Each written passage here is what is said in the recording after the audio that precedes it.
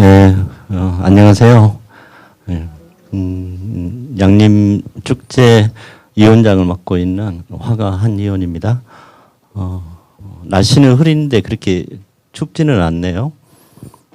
오늘 이렇게 마음이 따뜻한 임철우 작가가 아마 오기 때문에 이렇게 양림동도 참 굉장히 훈훈한 것 같습니다.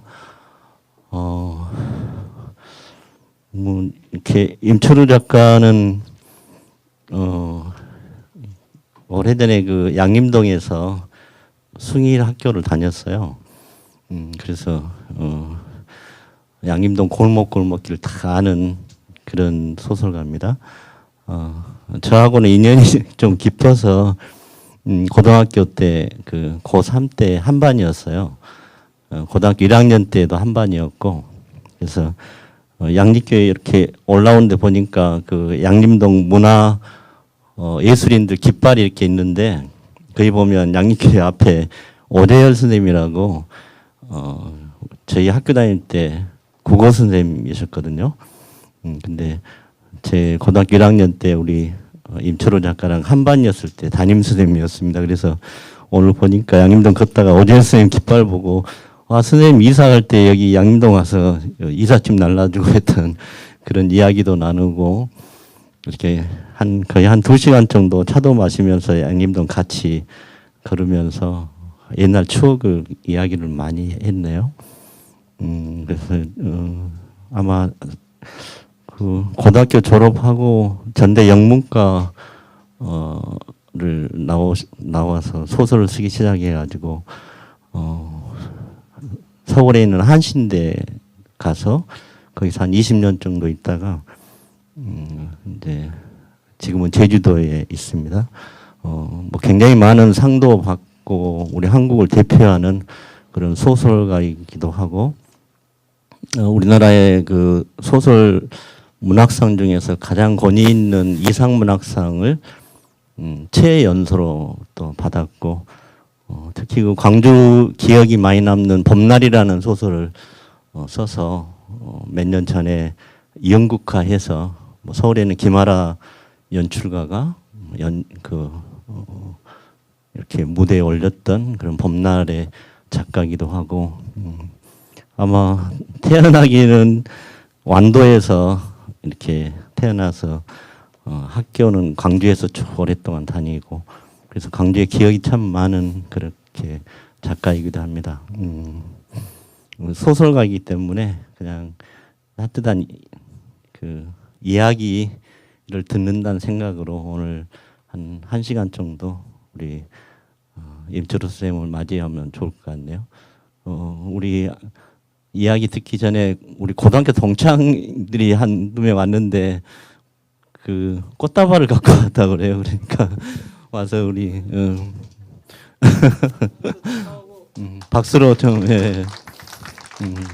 아마 그 고등학교 졸업하고 처음 만나 한 40년 만에 만난 친구들인데 참 우리가 많이 늙었네요 보니까. 근데 철우는 이렇게 임철우 작가는 얼굴이 지금도 소녀 같은 그런 얼굴을 가지고 있어서 참 저희들이 봤을 때 인생을 잘 살았구나 하는 그런 그 마음도 듭니다. 우리 임철우 작가를 소개하겠습니다.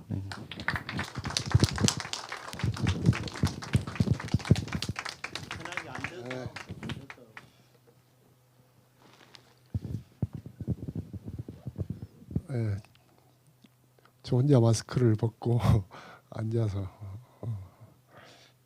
좀 얘기를 하겠습니다. 네, 만나서 반갑습니다.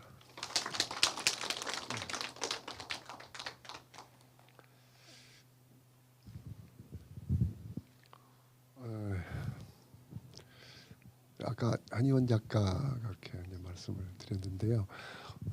실제로 이제 저한테는 사실 양림동 특히 이제 숭일학교 누구나 그렇겠지만 저한테도 정말 특별한 그런 시기를 양림동에서 보냈습니다. 거의 저는 광주에 가족들이, 그러니까 형제들이 있고 그래서 얼마 전까지 부모님 계셨기 때문에 광주를 뭐 비교적 자주 왔는데 어떻게 양림동은 어쩌다 보니까 한 번도 못 왔어요. 거의 고등학교 졸업하고 처음인 것 같습니다. 한 40년. 이렇게 변했는지 아까 한 2시간 동안 돌아다니면서 정말 놀랍고 여기서 저도 살고 싶은 생각이 간절합니다. 오늘 사실 저는 지금 좀 걱정은 되는 건 저는 이렇게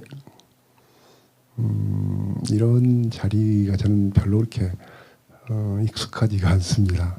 학교 수업은 오랫동안 했지만 사실 이렇게 밖에서 이런 얘기를 하는 게 뭐 늘 힘듭니다. 근데 오늘은 그런 느낌은 아닌 것 같아요. 그러니까 뭐라 그럴까 좀 딱딱하고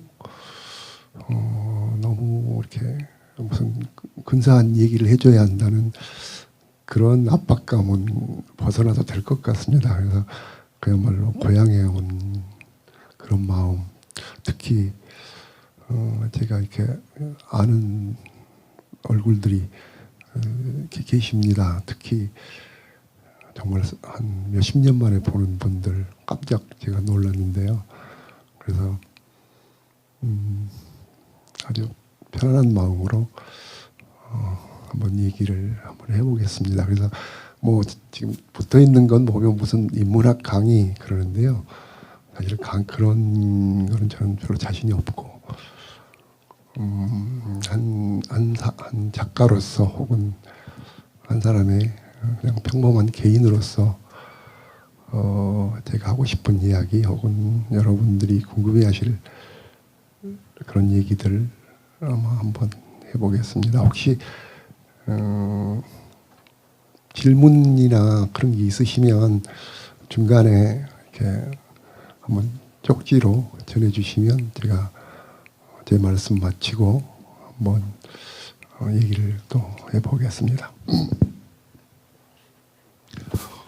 사실 양림동에 대한 기억은 저는 훨씬 어려서 있어요. 그러니까 워낙 이 양림동이란 동네가 좀 특별하지요.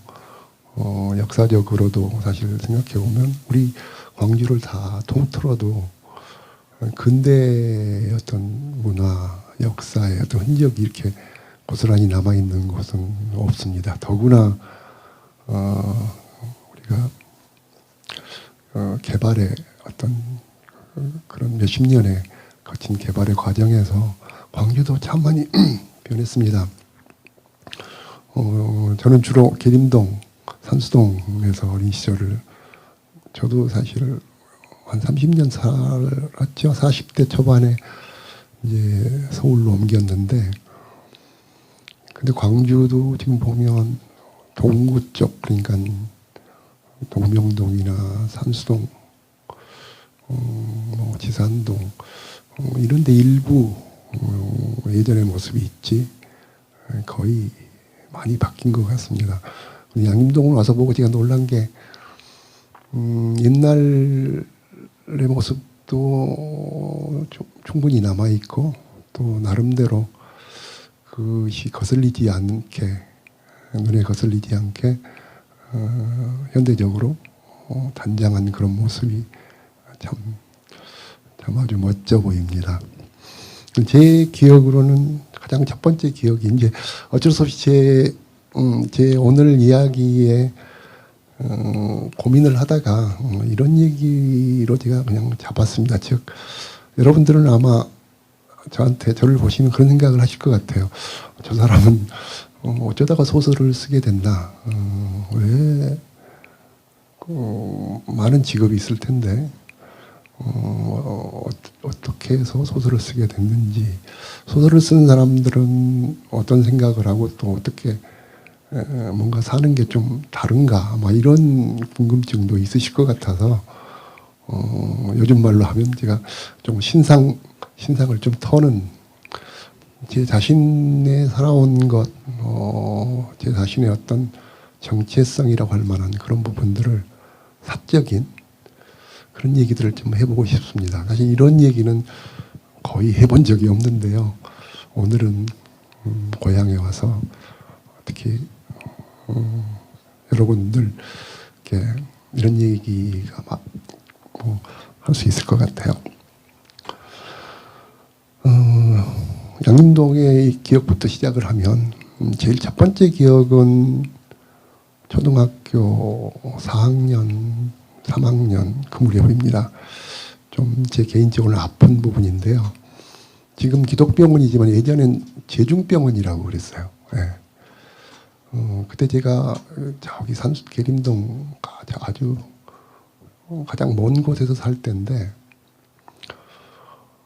그때 제중병원을 있다그만 왔습니다.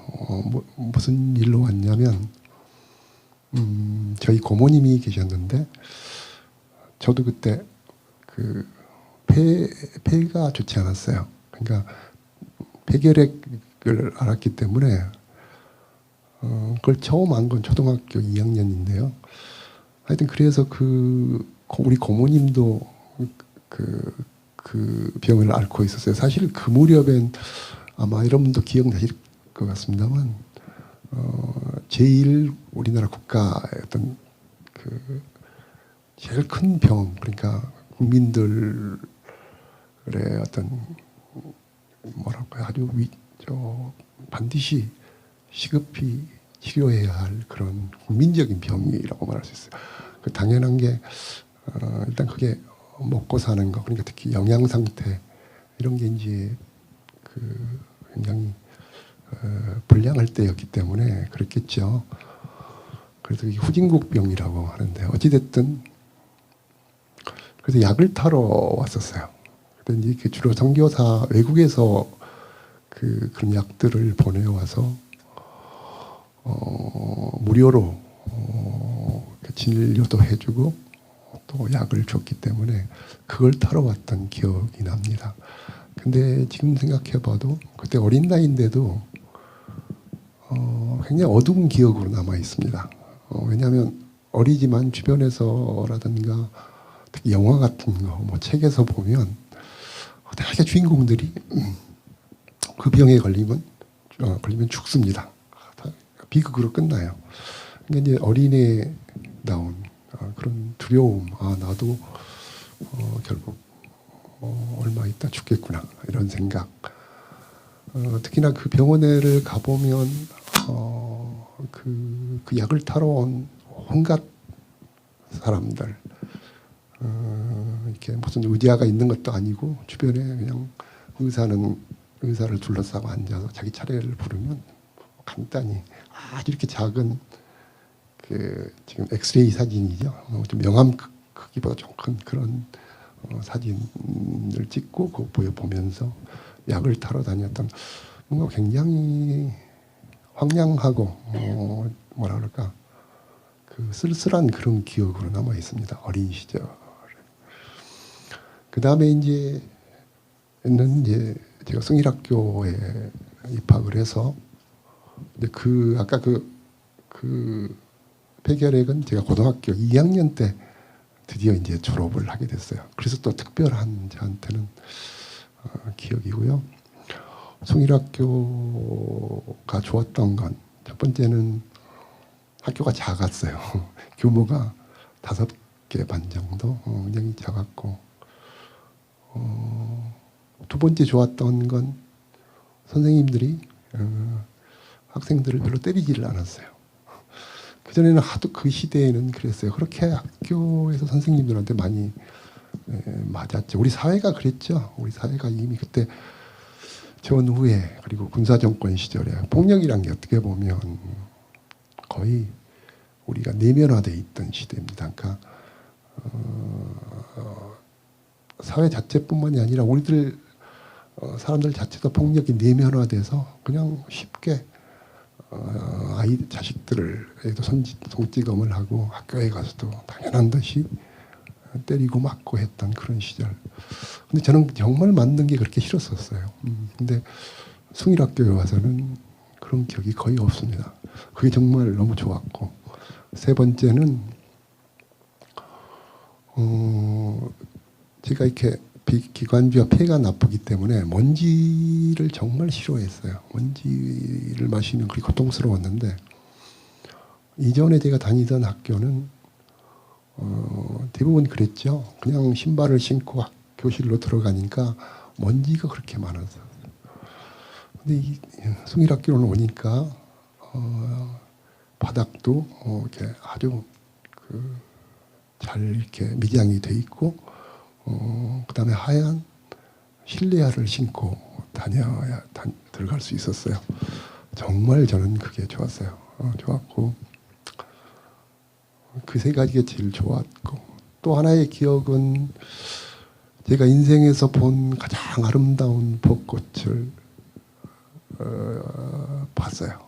그게 어느 날인지는 모르겠는데, 저희 학교 운동장에서 흐린 날이었는데 문득 이렇게 고개를 들었는데, 지금 선교사 그 주택들이 있는 그 숲이죠. 벚나무 한 그루가 정말 어제도 왔고 그제도 학교를 왔는데 몰랐어요.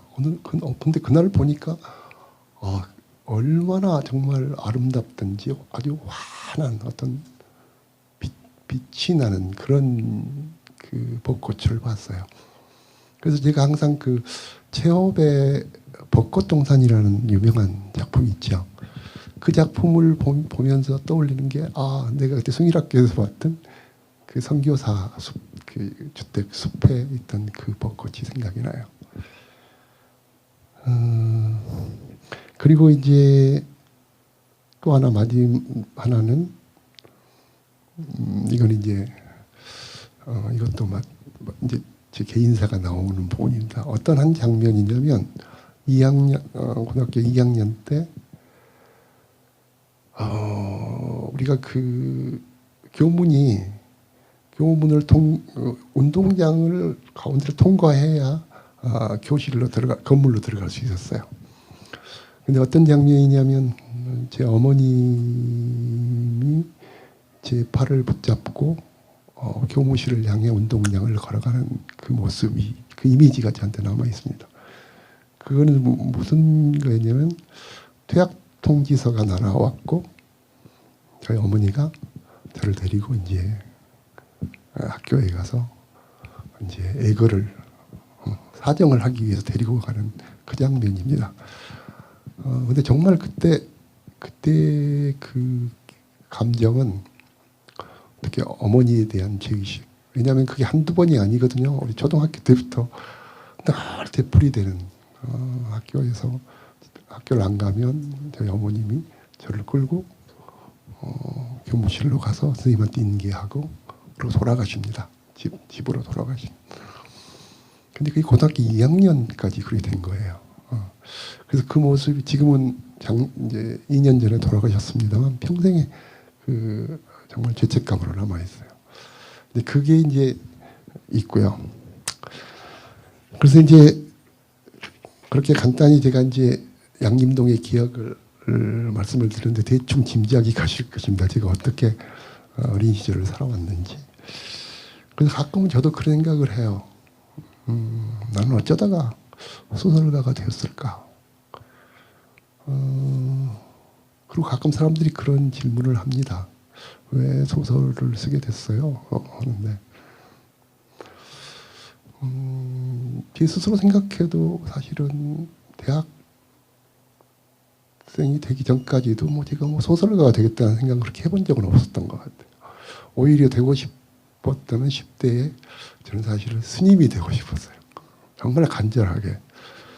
근데 그건 무슨 제가 불교에 대한 어떤 뭐가 있어서도 아니고요. 그냥 세상에서 벗어나서 세상 사람들이 없는 곳에서 혼자 지낼 수 있는, 그게 저는 스님이라고 생각을 했기 때문에 스님이 정말 되고 싶었어요.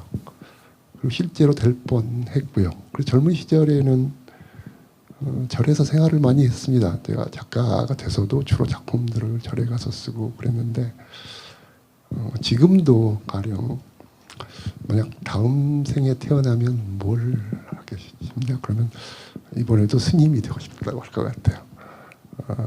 그거는 그래서 어쩔 수 없이 제가 갖고 있는 저의 어떤 내면의 어떤 제 어떤 모습이죠.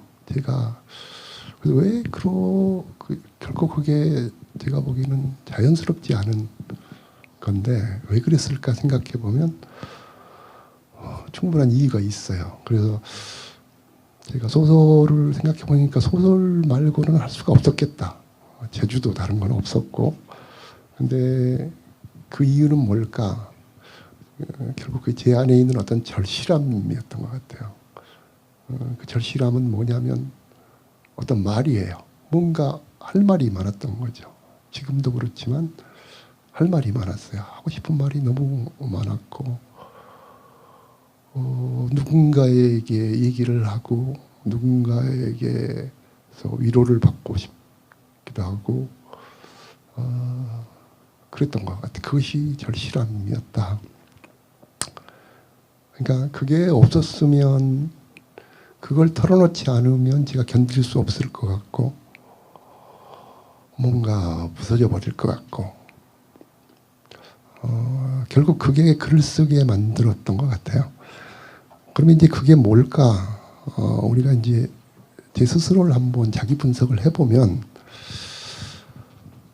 두 가지로 나눌 것 같아요. 하나는 우리가 이제 어떤 자아에 있어서 이제 사적인 자아죠. 개별적인 한 인간으로서의 그냥 우리가 서로가 다 각자가 다른 저는 여러분들도 다 마찬가지일 것 같아요. 누구와 나눌 수 없는 자기만의 어떤 자아가 있죠. 그건 그렇게 어떤 자기 생애에서 지금까지 쭉 형성되어 온 그런 자아, 개별적인 자아가 있고요. 또 하나는 사회적인 자아가 있습니다. 즉 우리가 사회적 관계를 갖고 혹은 한 사회 속에서 살면서 우리가 겪게 되는 어떤 사회적인 사건들 또 특히 시대적인 어떤 그런 상황, 분위기 또 거기서 부딪히게 되는 개인적인 체험 이런 것들이 이제 결국 구성해내는 것이 사회적 자아입니다. 그래서 우리가 정도만 다를 뿐 모든 사람은 결국 그런 어떤 자아라고 우리 흔히 말하지만 굳이 그거를 분석하자면 개별적, 사적인 자아와 사회적 자아 이것이 결국 결합해서 한 사람의 자아를 이룬다 그렇게 말할 수가 있겠죠. 그럼 저는 저 같은 경우는 어떤 개별적인 자아라고 하는 자아의 형성이란 건 주로 이제 유년기 그리고 청소년기까지를 말할 수 있을 것 같아요. 즉 주로 가족과의 관계 또 어떤 가정적인 그런 어떤 상황, 배경 이런 것들이 이제 주가 되겠죠. 저 같은 경우는 좀 특이하다면 특이할까요? 뭐냐면 저는 섬에서 태어났어요. 완도군 평일도 지금 금일이라고 하는데요. 거기서 54년 그러니까 전쟁이 끝나고 바로 다음 해죠. 태어나서 아주 작은 시골이에요. 거기 그러니까 한 30-40포 되는 마을이죠. 전기가 들어간 게 저희 20대 후반일 때 들어왔으니까 얼마나 그 낙후된 마을 섬인지 아실 겁니다.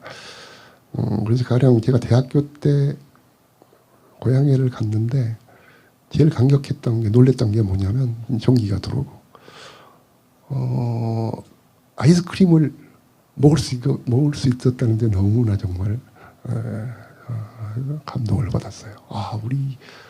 우리 고향에서도 아이스크림을 먹을 수가 있구나라고 하는 전기가 들어오니까.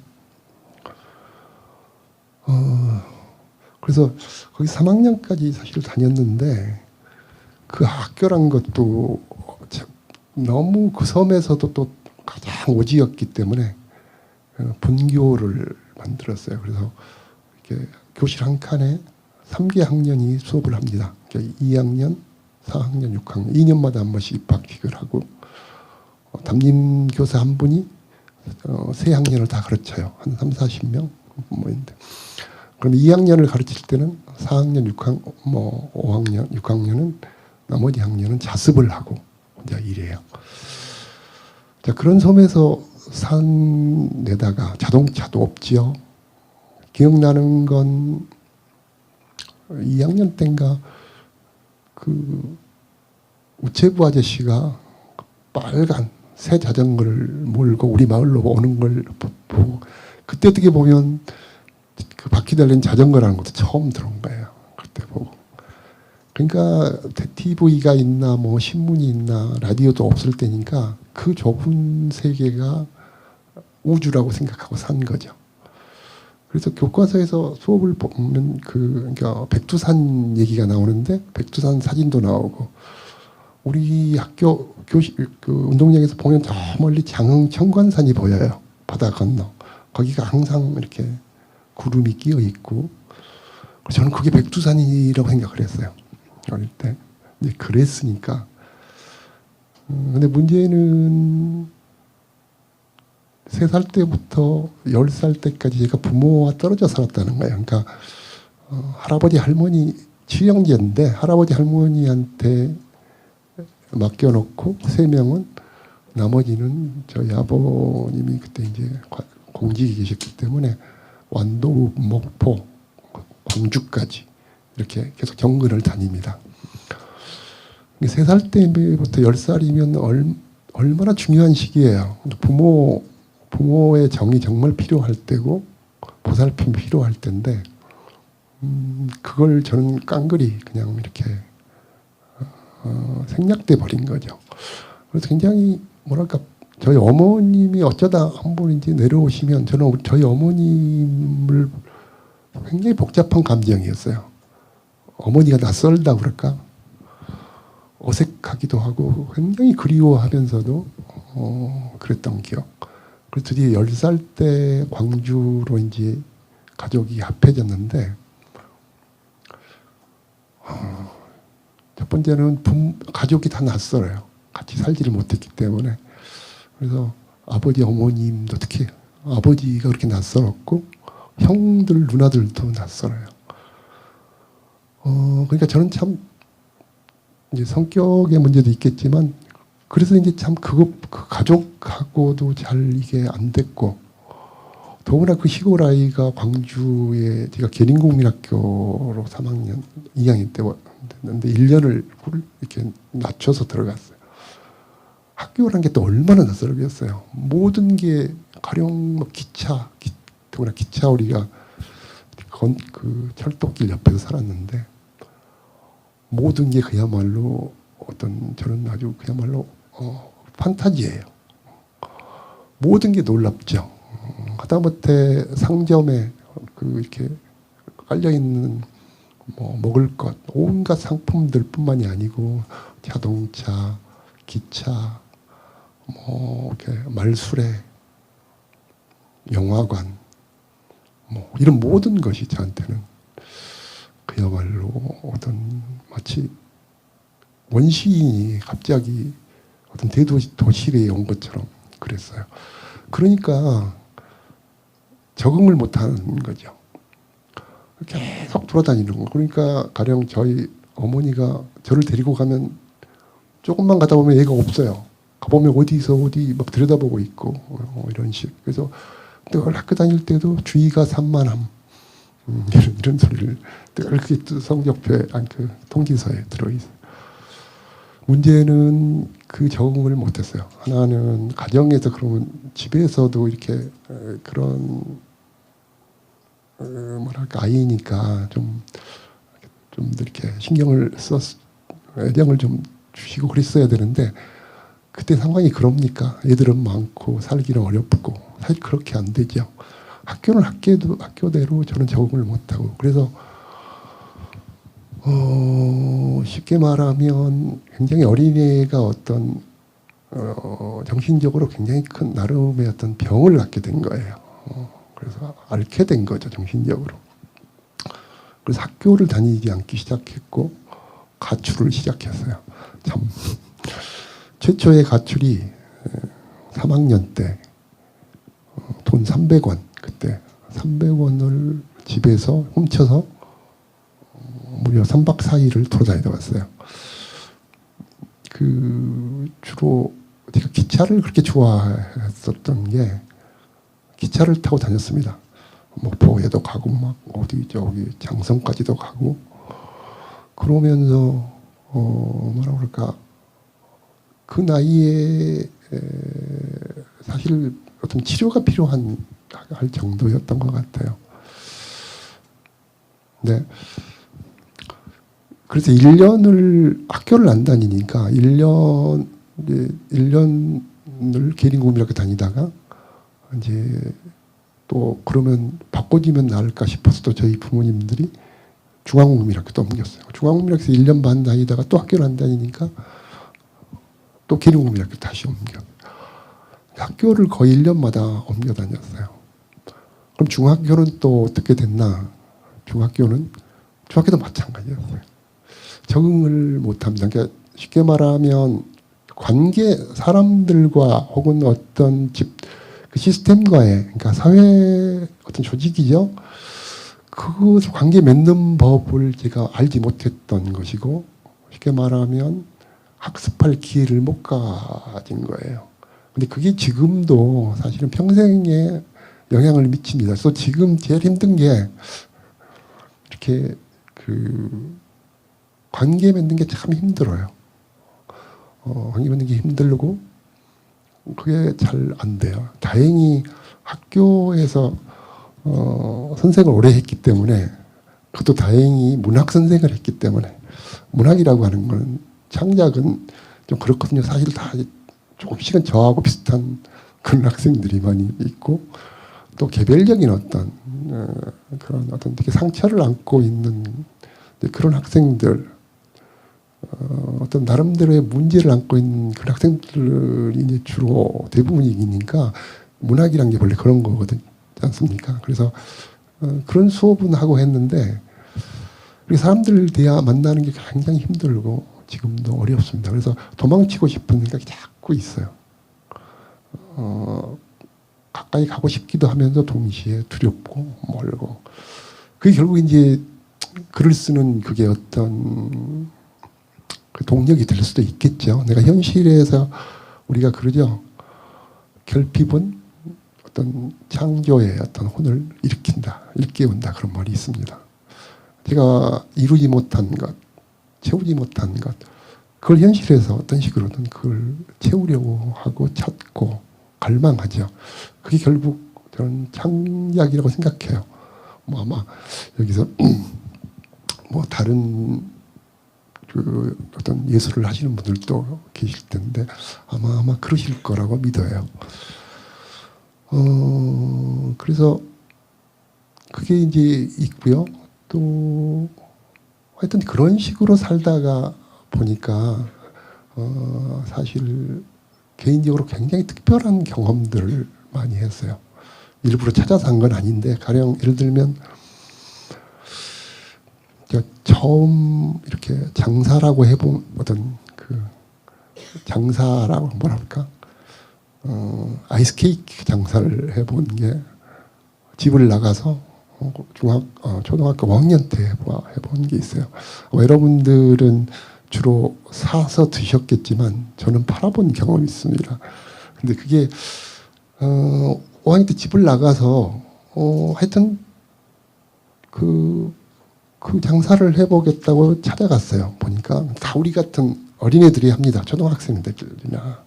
그 시대에는 가난하고 굉장히 힘든 시대였기 때문에 이렇게 밖으로 나온 아이들도 그렇게 쉽게 보면 거의 이렇게 밖으로 나온 방치되는 그런 아이들이 많았죠. 그래서 주로 나가면 그런 애들끼리 만나게 됩니다. 근데 이제 그 계림동 오거리에 있는 그러니까 대인시장 입구에 그런 아이스케이크 그 집이 있었어요. 어떻게 하냐면 우리가 뭐 돈이 있습니까? 그럼 가령 그 키키통을 줘요. 일종의 사업 저거죠, 일종의. 그러면 그걸 무료로 빌릴 수 있어요. 그러면 예를 들면 아이스케이크가 1원이었는데 10개를 그러니까 19개를 줍니다. 그것은 뭐냐면 19개를 팔면 19원이 남죠. 만약 계산대로 하면 그러면 10개 값만 갖다 주면 돼요. 그럼 이제 제가 9원을 버는 거죠. 이론상으로. 그래서 그걸 외상으로 줍니다. 그럼 우리가 꽤 돈을 벌 것 같죠. 그렇지 않아요. 그게 아이스케이크 통이라는 게 전혀 지금은 뭐 이렇게 뭐죠? 스틸로폴 같은 게 있고 그래서지만 그때는 아무것도 없어요. 그냥 나무로 만든 통에 그 우산, 비닐 우산 쓰는 그런 비닐이 있죠. 비닐만 딱 이렇게 줍니다. 그러면 그 아이스케이크를 받아가지고 19개를 받아가지고 그때는 싱싱해요. 그렇다. 근데 그걸 조금 그 더운 여름에 메고 다니다 보면 녹아요. 그러면 제가 지금도 참 기억하는 게 그 더운 여름에 그 어린애가 얼마나 무겁겠어요. 그걸 지고 이제 처음에는 목소리도 잘 안 나오는데 아이스케이크 하면서 돌아다닙니다. 처음으로 이 험한 세상에서 이제 생존 경쟁에 뛰어드는 거예요. 그래서 주로 다닌 게 거기 계림동 오거리에서부터 광주 고등학교, 그다음에 제가 다니던 계림 초등학교, 뭐 이런 쪽으로 경양방주 이런 데가 돌아다닙니다. 근데 생각보다 정말 사주는 사람이 없어요. 그래서 어쩌다가 막 하고 다니다 보면 마침 양장점 이런 여자분들이 되게 사줍니다. 그러면 딱 뚜껑을 정말 얼마나 반가운지 모르죠. 부르면 막 달려가서 그 뚜껑을 열면 녹아 있기 때문에 안 삽니다. 그럼 결국 19개를 파는 게 아니라 잘해야 한 6개, 7개밖에 못 팔아요. 그러면 3, 4원은 우리 그때 미수란 말도 처음 배웠어요. 지금은 뭐라고 하는지 모르겠는데 그러니까 제가 빚을 지는 거예요. 3원을 빚을 지는 거죠. 그럼 나머지는 제가 먹거나 이제 그냥 그러면 버리거나. 근데 그때 그 하루 종일 들고 다녀도 19개를 못 팝니다. 근데 제가 했던 그 절실한 경험은 뭐냐면 처음으로 제가 이렇게 계속 이걸 메고 그 뜨거운데 비포장 그 도로를 다니면서 몇 번을 왔다 갔다 하죠. 근데 목이 터져라가 외치는데 어느 순간부터는 그게 그거예요.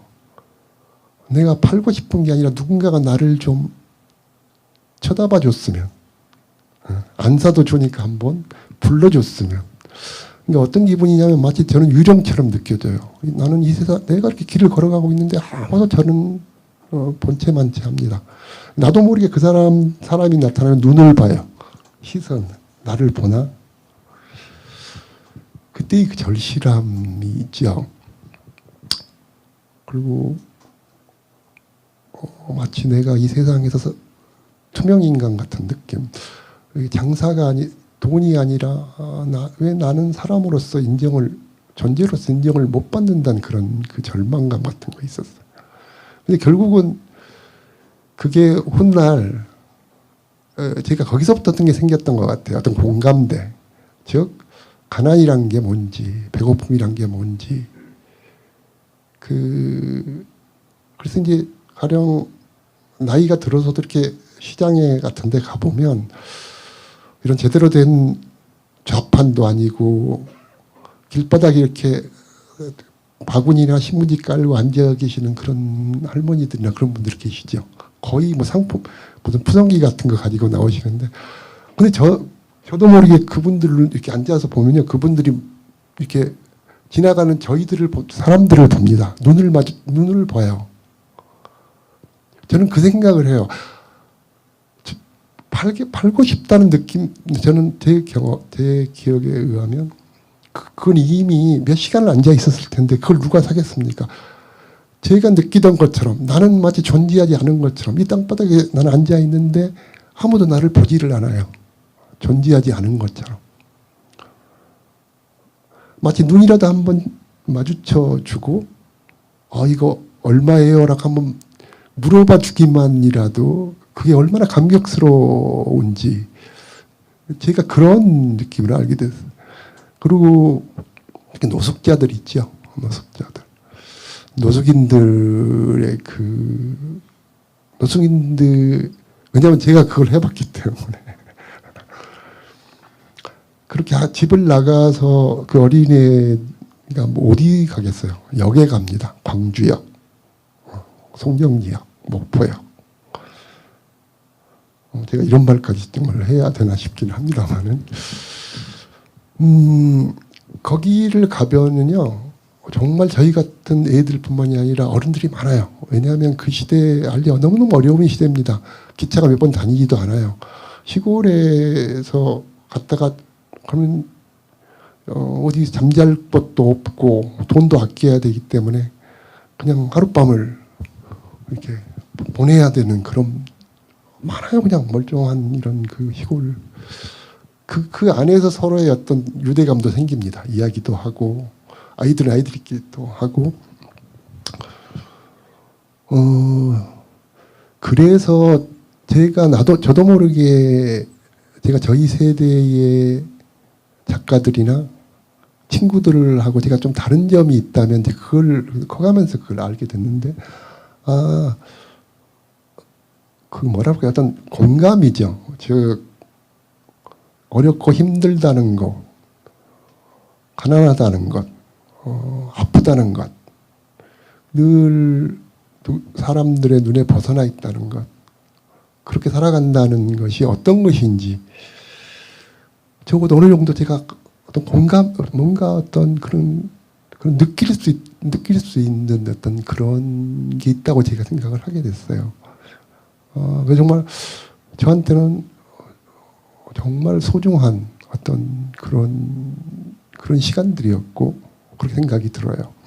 그래서 제가 이제 저는 지금도 제가 참 그게 뭐 좀 한심한 일이긴 한데 제가 눈물이 굉장히 많습니다. 뭐 하다못해 무슨 영화를 보다가도 막 울고 노래를 듣다가도 눈물을 흘리고 이렇게 그런 이렇게 무슨 방송이나 이런 데 나와서 어떤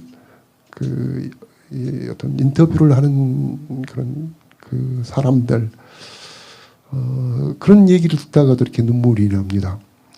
그래서 그게 감상이라기보다는 제가 그만큼 마음이 이제 여린 아픈 거죠. 근데 그게 어디서 올까 생각해 보면 저는 일종의 어떤 공감력이 아닐까 그런 생각이에요.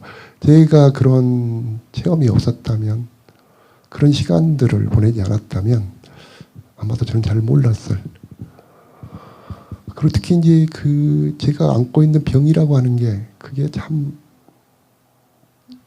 그렇죠. 사람들이 참 가까이 가기 힘들고 집에서도 사실은 그러니까 그렇거든요. 의사가 숟가락이나 이런 것도 따로 소독해서 해야 된다. 그리고 뭐 그런 말을 들을 때 당사자인 저는 어쩌겠어요.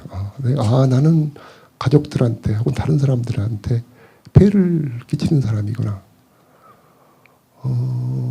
그런 생각들을 어떤 죄의식 아닌 죄의식을 가질 수밖에 없던 것. 그러니까 10대에 벌써 저는 아내가 20살 때까지 살 수 있을까 이런 생각도 많이 하고 그랬었어요. 어찌됐든 그런 저의 어떤 애정 결핍, 내면의 결핍들, 또 제가 아팠던 병 때문에 생긴 그런 것들. 그래서 어떻게 보면 병들어 있었던 거죠. 정신적으로 영혼 자체가 병들어 있었던 것 같아요. 그 어린애가 죽음을 생각하고 인생에 대해서 아무 어떤 미래에 대한 그런 게 없었어요. 근데 그게 이제 문제는 그런 것도 있었던 것 같아요. 뭐냐면 공부는 참 안 했는데 정말 책을 많이 좋아했어요. 그러니까 초등학교 때부터 그냥 닥치는 대로 읽었습니다. 모든 책.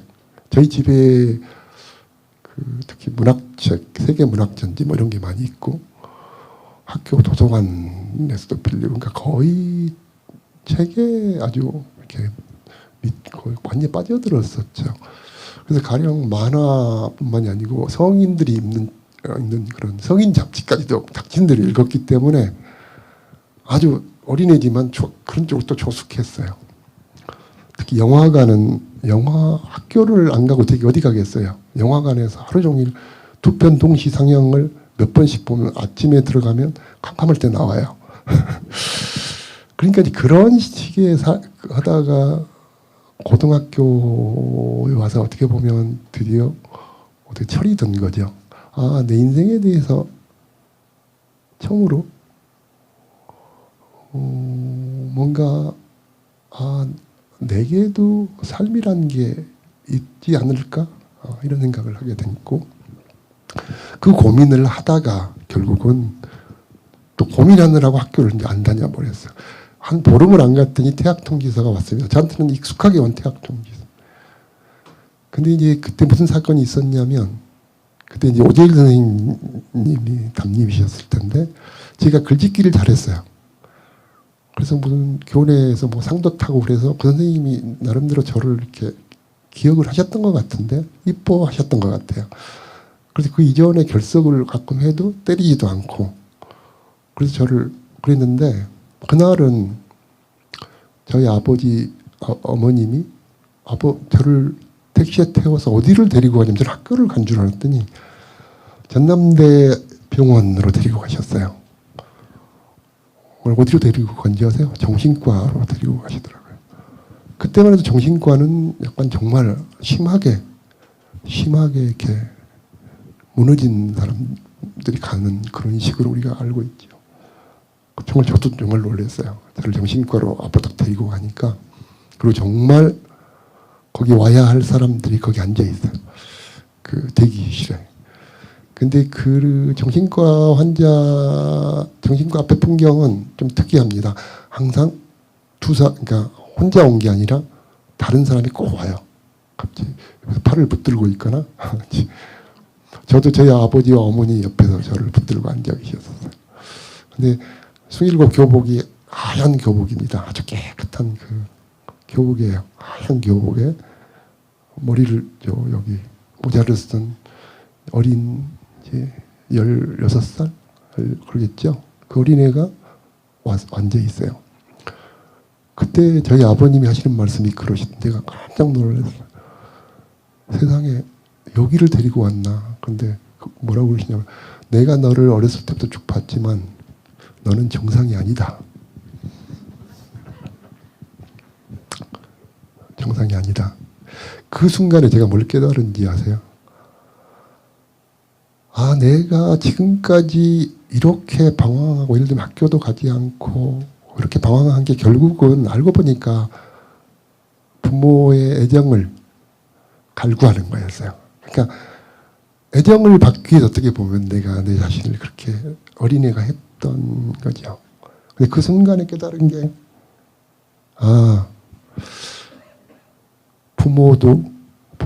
나는 결국 내 인생은 내가 혼자 책임지는 거구나. 그런 생각했어요. 누구한테 기대서도 안 되고 누구도 내 삶을 대신할 수도 없다. 나 혼자 내 삶을 내가 지켜야 되겠구나. 그런 생각을 하게 됐고 드디어 의사하고 한 30분 정도 얘기를 했어요. 그때 깨달은 게 뭐냐면 의사 선생님이 이제 이야기를 하죠. 뭐 어린애가 왔으니까 막 물어보는 이야기. 그때 제가 이 질문을 한 번도 이런 질문은 누구도 나한테 한 적이 없었던 거거든요. 고작 질문이야 그거죠. 너는 도대체 왜 그렇게 행동을 하니? 너는 무슨 문제를 네가 뭔 말을 하고 싶니? 아무도 이런 질문을 해주지를 않았던 거죠. 그래서 결국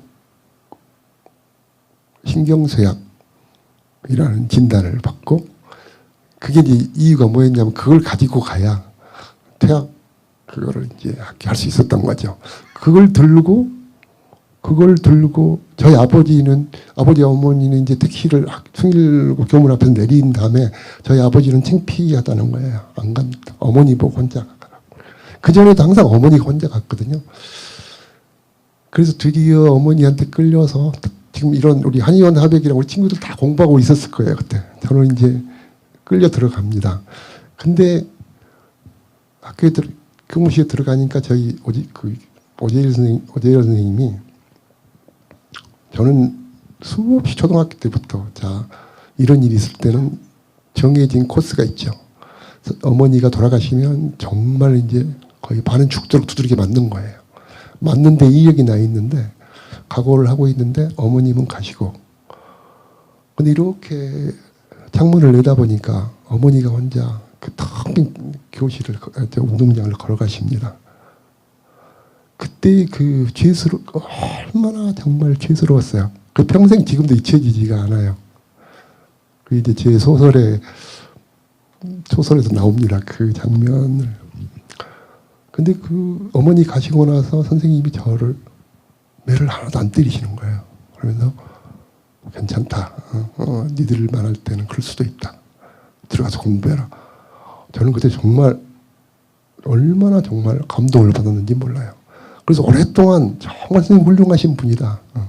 그렇게 생각을 했는데 뒤에 생각해 보니까 누구라도 때릴 수가 없죠. 저 신경쇠약해가지고 이상하다는데 어떻게 때립니까? 하여튼 그래서 저한테 숭일학교 2학년 그때 그리고 바로 그 무렵인데 병원에서 그때는 광주 보건소였어요. 보건소에서 그 예쁜 간호원 누나가 내가 늘 거기를 이제 뭐 거의 한 달마다 가니까 아주 어린 학생이 늘 오니까 이제 이뻐해주고 그랬죠. 근데 그 의사 선생님이 그러시는 거예요. 주변에 그 환자들이 다 있죠. 이렇게 보고 있는데 제 차례가 돼서 이렇게 그 사진을 보더니 됐다. 이제 너는 약 안 먹어도 된다. 그때 저를 이렇게 주변에 그 환자들이 저를 쳐다보는 그 눈빛 지치지가 않아요. 그 밖으로 나오니까 그 간호원 언니가 그 누나가 정말 하면서 잘 됐다. 그때 그게 바로 제1극장 맞은편이었는데 그 보건소 문을 나서는 순간 그 햇살이요. 제 인생에서 그렇게 밝은 햇살은 본 적이 없어요. 그래서 결국 어떻게 보면 거기서 제 어린 시절에 지금까지의 청소년기까지의 방황이 끝납니다. 정말 그때부터 제가 전혀 다른 사람이 됐어요. 그래서 저희 그 집안에서 한참 제가 나이가 먹을 때까지도 그랬어요. 완전히 아들 하나 주웠다고. 거기서 아들 하나 주웠다고. 그러고 우리 불과 얼마 안 됐습니다. 제 딸도 있고 대학 다니는 딸이 있었는데 제 아내도 있고 딸이나 아내는 저를 굉장히 그럴듯한 사람으로 알아요. 그런 걸 과거를 모르니까. 근데 그때 뭐 하여튼 무슨 집안에 무슨 뭐 해갑잔치가 있어가지고 그걸 같이 갔는데 우리 먼 친척 고모가 저를 보더니 네가 바로 그놈이냐. 네가 속썩이던 놈이 그놈이냐 막 그러고 막 그런 내가 참 무안했던 적이 있습니다. 그랬고요. 두 번째는 아까 제가 말씀드린 사회적 자아. 그거는 뭐 여러분 짐작하실 겁니다. 저희들이 살았던 시대 전후에 얼마나 궁핍했습니까? 가령 뭐 저도 지금도 저는 쌀밥이 그렇게 사평역에서도 나오지만 그 쌀밥과 그 굴비 얘기가 나옵니다. 쌀밥이 지금도 그렇게 저는 지금 뭐 제일 싼 게 쌀인데도 쌀밥이 저는 지금도 참 그렇게 귀한 걸로 남아 있어요. 쌀밥, 계란 이런 거. 그게 왜냐하면 섬이니까 섬에는 논이 없어요. 그냥 보리, 초 아니면 고구마. 점심은 거의 고구마로 떼고 있죠. 쌀을 한 7대 3이나 8대 2로 섞어서 먹었던 것 같아요.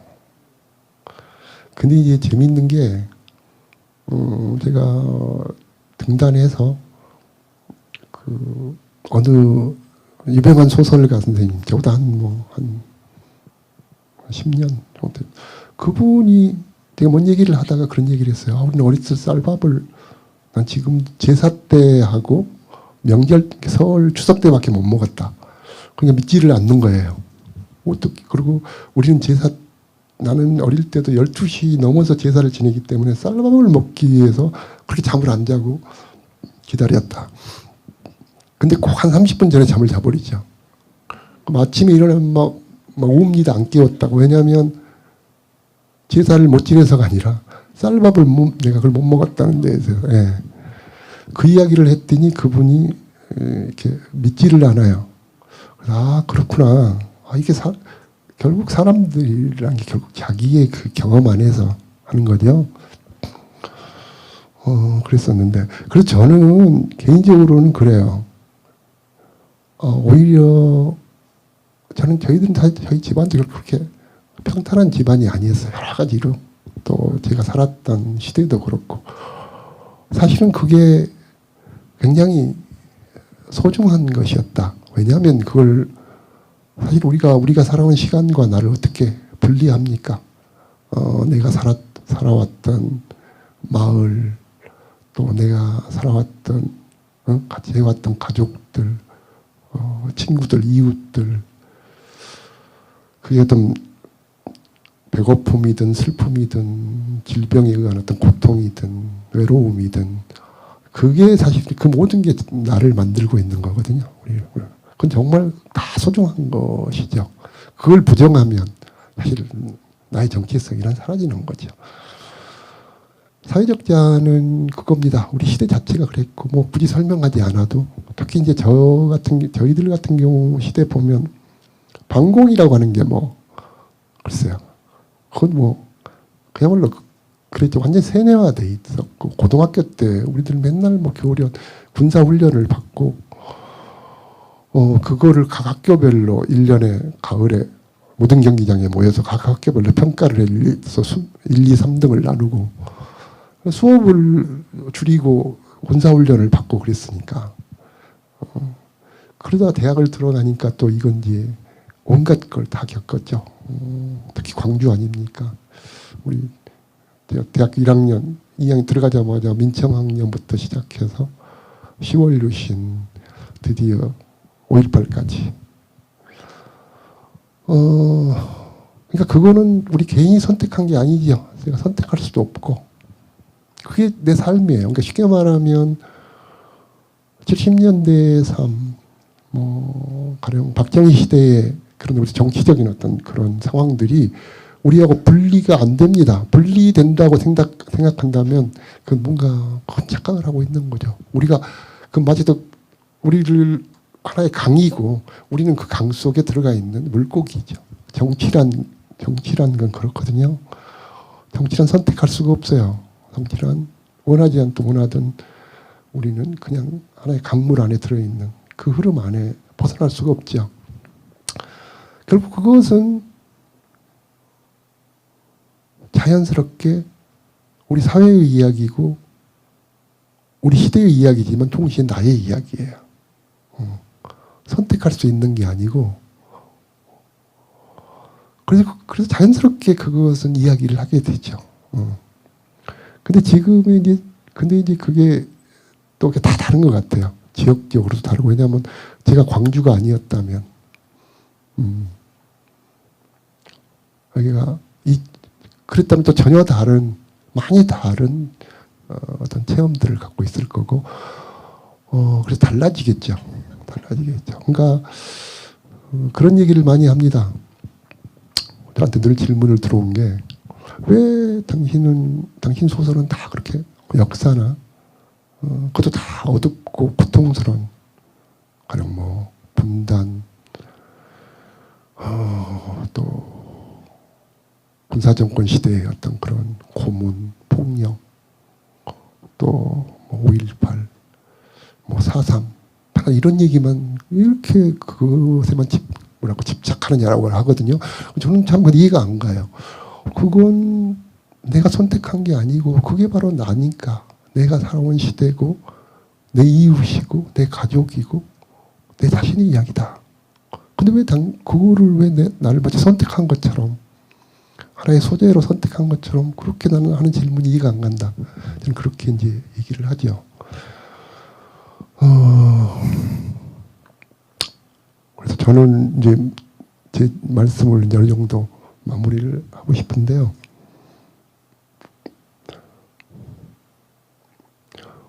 저는 그런 말씀을 드리고 싶어요. 우리가 공유하고 기억을 공유하고 있다는 것, 그건 굉장히 엄청난 의미를 가지고 있습니다.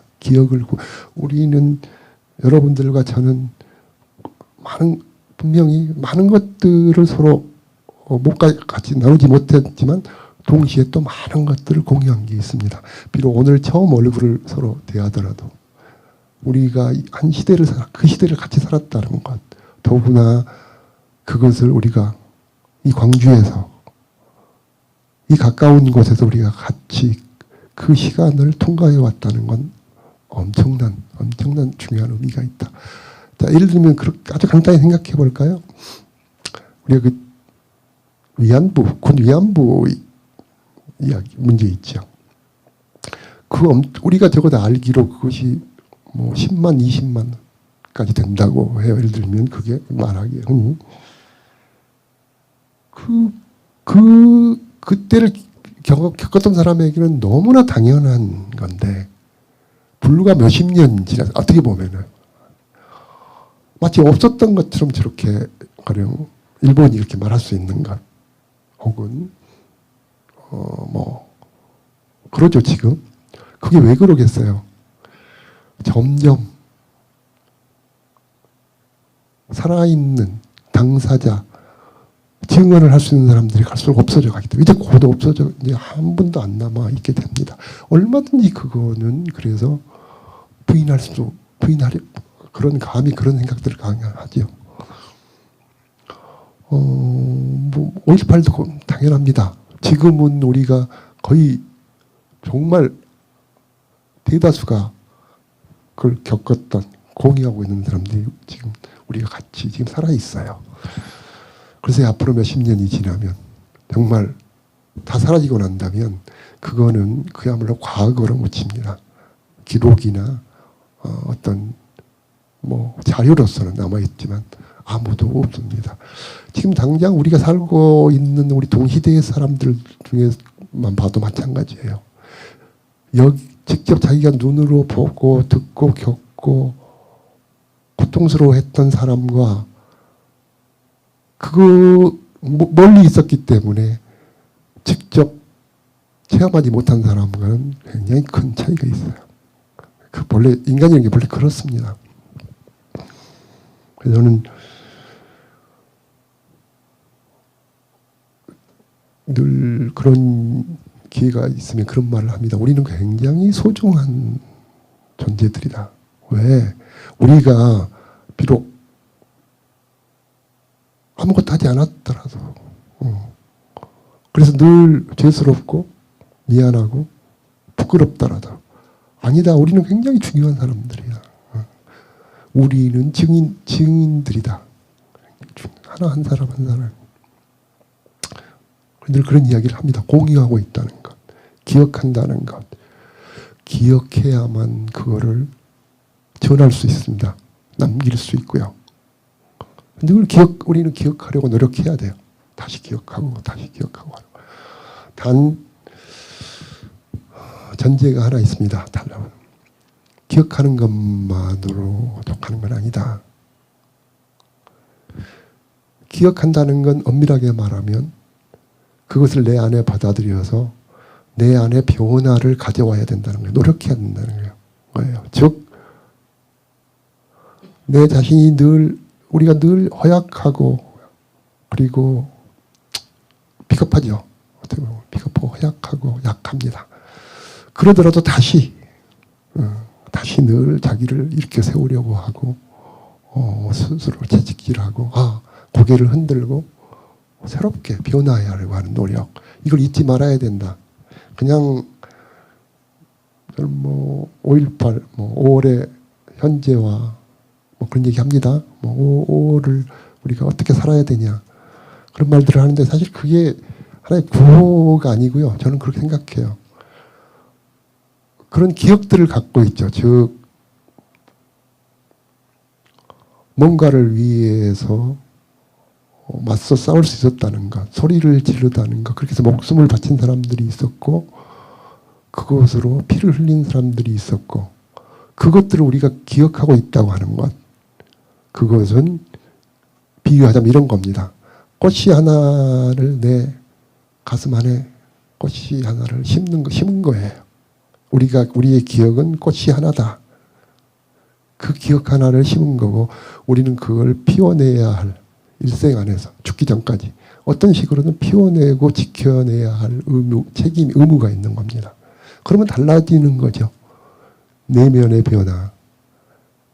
내면의 변화가 결국은 인간을 변화시키고 세상을 변화시킨다고 그러죠. 그래서 저는 문학도 바로 그거거든요. 마지막으로 그 말씀을 제가 전하고 이제 한번 맺을게요.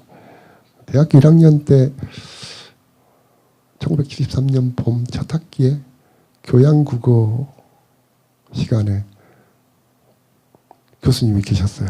고재기 교수님이로. 그분이 아마 이쪽 바로 여기 그 사직공원 그 밑에 사셨는데 그분은 벌써 그때 뭐 백발이 상성한 노 교수님이었어요. 정년퇴직을 얼마 남. 근데 그분이 일제 때 동아일보 만주 특파원다고 한 그분이거든요. 근데 그분이 제가 평생 잊지 못하는 그 문학 시간에 첫 시간에 하신 말씀이 그렇게 말씀하셨어요. 우리들에게 지금 자네들은 이제 대학 1학년 들어와서 이제는 자기 직업, 즉 무슨 일을 하면서 평생을 살아갈 것인가를 고민해야 할 때다. 그러시면서 제군들 세상에는 많고 많은 직업이 있지만 나는 특별한 가치가 있는 직업을 꼽으라면 세 가지를 들겠네. 첫 번째는 교육자, 두 번째는 성직자, 세 번째는 문학가. 왜냐하면 그것은 다른 사람의 마음과 영혼을 만나고 또 선한 영향력을 줄 수 있는 이 세상의 유일한 직업이다. 우리가 누구나 다 이야기를 하지만 사실은 새로운 인간 또 새로운 세상이라고 하는 것은 결국 우리 개인의 내면의 변화로부터 시작된다. 그렇게 말씀을 하셨어요. 정말 그런데 그걸 하도 감동적이어서 제가 그거를 그때 김수영 시집에 제가 그 표지에 첫 장에 적어놨었어요. 지금도 그래서 기억을 합니다. 그렇죠. 문학을 하는 이유. 소설을 읽고 시 읽고 하는 게 세상에 뭐 보탬이 됩니까? 뭐 그거 취직하는데 진급하는데 도움도 안 되고 아무 도움 안 돼요. 돈이 되는 것도 아니고. 근데 왜 그렇게 문학이라는 게 소중하다고 정말 문학을 늘 가까이 하라고 그렇게 하는 걸까? 그건 결국 그거라는 거죠. 내면의 변화를 가져올 수 있다. 즉 우리가 문학 속에서 수많은 인물들을 만나죠. 특히 소설을 예로 들면 수많은 인물을 만나요. 우리 현실에서는 할 수 없는 체험이 거기서 비로소 가능합니다. 지금 무슨 얘기냐면 현실에서 우리는요. 내가 아닌 다른 사람의 삶을 살아볼 수가 없어요. 또 내가 아닌 다른 사람의 내면을 들여다볼 수가 없어요. 그렇죠? 아무리 가까운 자식, 부모, 친구라고 해도 사실은 그렇게까지는 우리가 타인의 내면을 다 들여다볼 수는 없어요. 그래서 다 자기의 자아에 인간이란 게 굉장히 자기중심에 이기적이고 자기중심적이고 아집에 갇힌 그런 존재예요, 어차피. 그래서 정말 우리가 좋은 세상이 될 수 있다면, 보다 행복한 삶을 살 수 있다면, 저는 첫 번째 조건이 그걸 것 같아요. 공감이죠, 공감. 남들이 느끼고 남들이 생각하는 것, 남들의 내면을 정말 제대로 충분히 느끼고 들여다볼 수 있다면 우리는 달라질 거예요. 상대방에 대한 이해, 배려 이런 것들이 가능하고, 그러면 많은 갈등과 세상의 어떤 문제들은 훨씬 아마 줄어들 겁니다. 근데 바로 그 문학이 그거를 하는 거예요. 문학 속에서 우리는 다른 인물들의 삶을 경험, 남자인 내가 여자가 작가가 쓴 여자 주인공의 삶과 내면을 간접 체험합니다. 나와는 다른 상황에, 다른 직업에, 다른 환경의 사람들의 삶을 문학 속에서 간접 체험해요. 그러면서 자연스럽게 나의 어떤 한계, 자아의 어떤 틀들이, 견고한 틀들이 이렇게 조금씩 헐거워지고 넓어지는 거겠죠. 그래서 저는 마지막으로 그 말씀 드릴게요. 좋은 작품들을 많이 읽으세요. 그건 정말 행복합니다. 읽어보면은요, 읽으면서 특히 그 절대적으로 혼자 있고 혼자 침묵하고 가장 고립되는 그런 시간이 어떤 것인 줄 아세요? 그게 바로 두 가지입니다. 하나는 기도. 그게 종교가 뭐가 됐건 기도하는 시간. 혼자 해야 되죠. 여럿이 있더라도 혼자 내면으로 들어가야 돼. 혼자 성찰하고 자기 내면으로 들어가는 기도가 있고, 또 하나는 뭐죠? 책을 읽는. 그런 둘이 못 읽어요. 혼자만의 자기 안에 내면으로 들어가는 유일한 내면의 성찰이 가능한 시간. 그래서 좋은 작품들을 많이 읽으시고, 늘 자기 자신에 대해서 의심하고 회의를 던져봐야 돼요. 나는 굳어있지 않은가? 나는 내 안에 갇혀있지 않은가? 내가 바라보고 내가 옳다고 믿고 있는 게 정말 옳은 것인가? 계속 끊임없이 의심하고 자기가 믿는 어떤 매번 다시 깨어나려고 노력을 해야 돼요. 어느 이현주 목사님인가 그분 강진에 어디 계시는 분 저는 뵌 적 없는데 언제 인터뷰에서 어디서 봤어요. 한겨레 신문에서. 근데 그게 최근인데 아주 멋진 말이 있더군요. 종교란 애벌레와 같은 것이다 라고 하더라고요.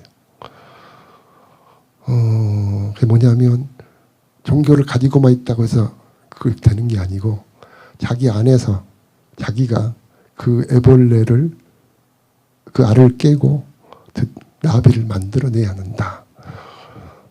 그게 맞아요.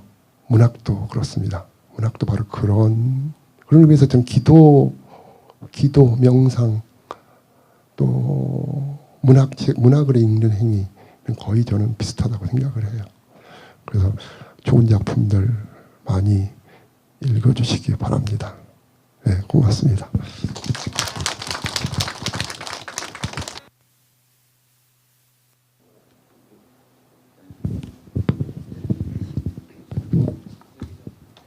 예.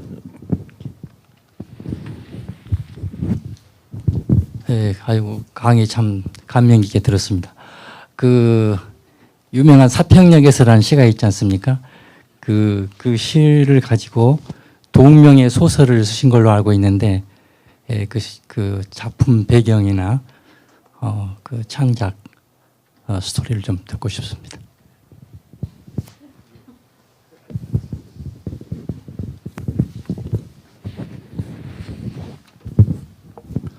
예, 드릴 수 있습니다.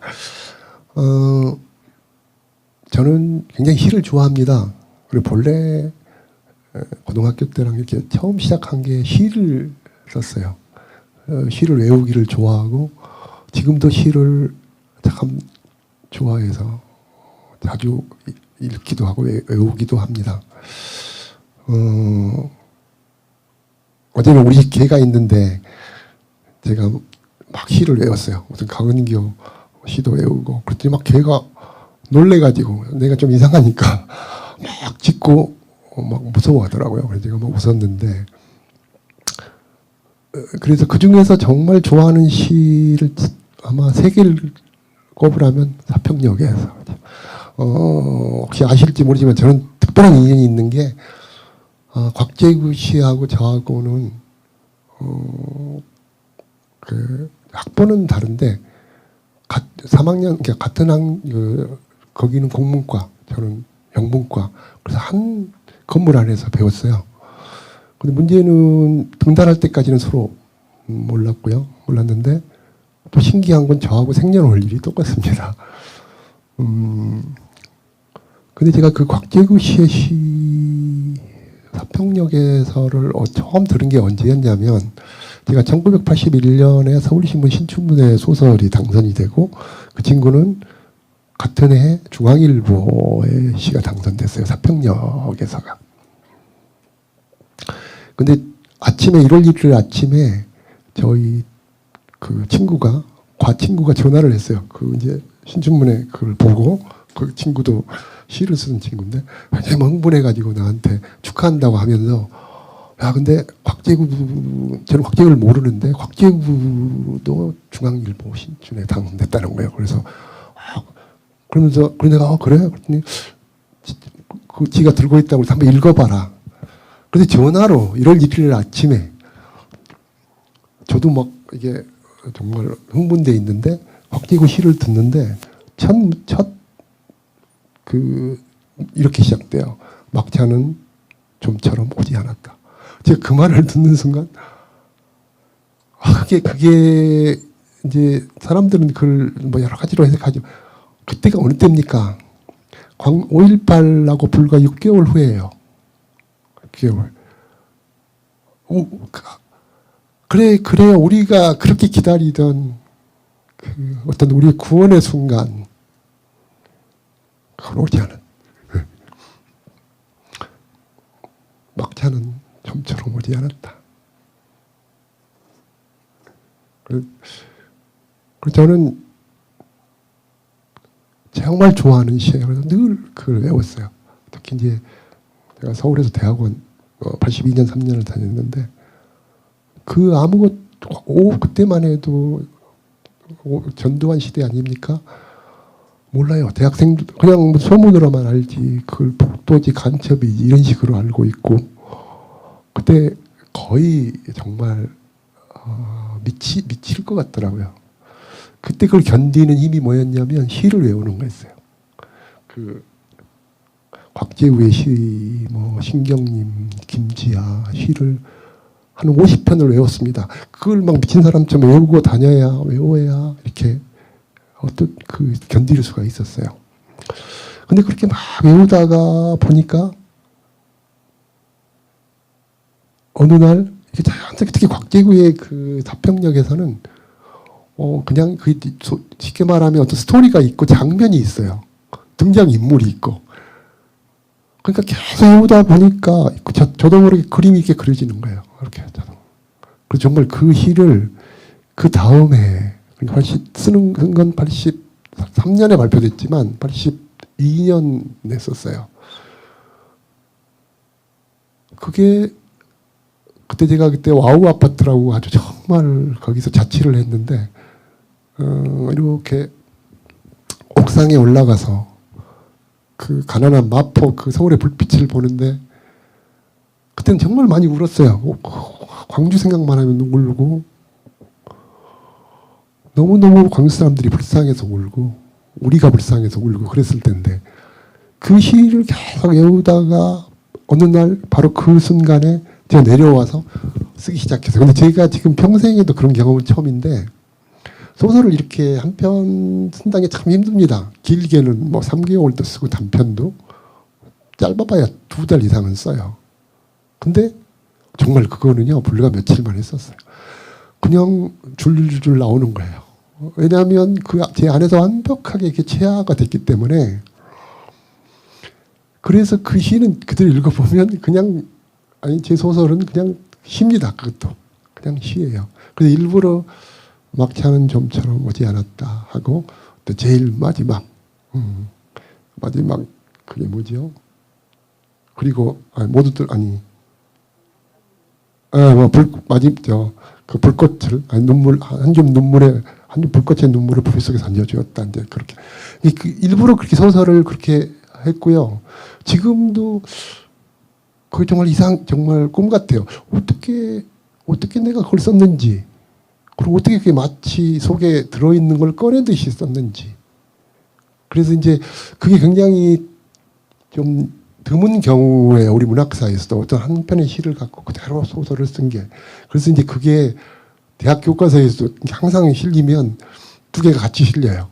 그래가지고 이렇게 시와 소설의 이 관계.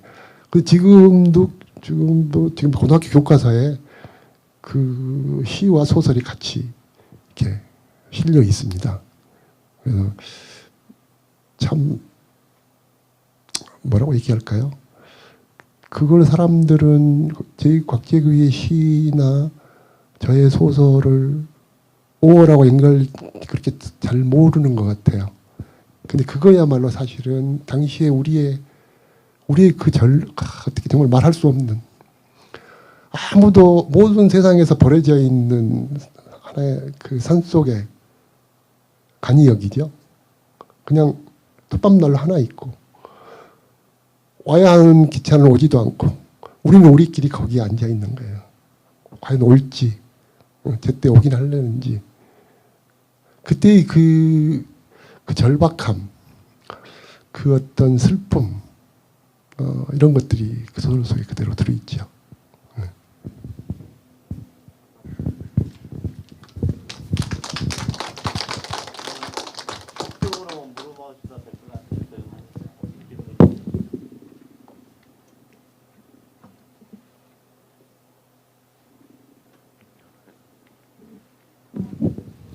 그래요.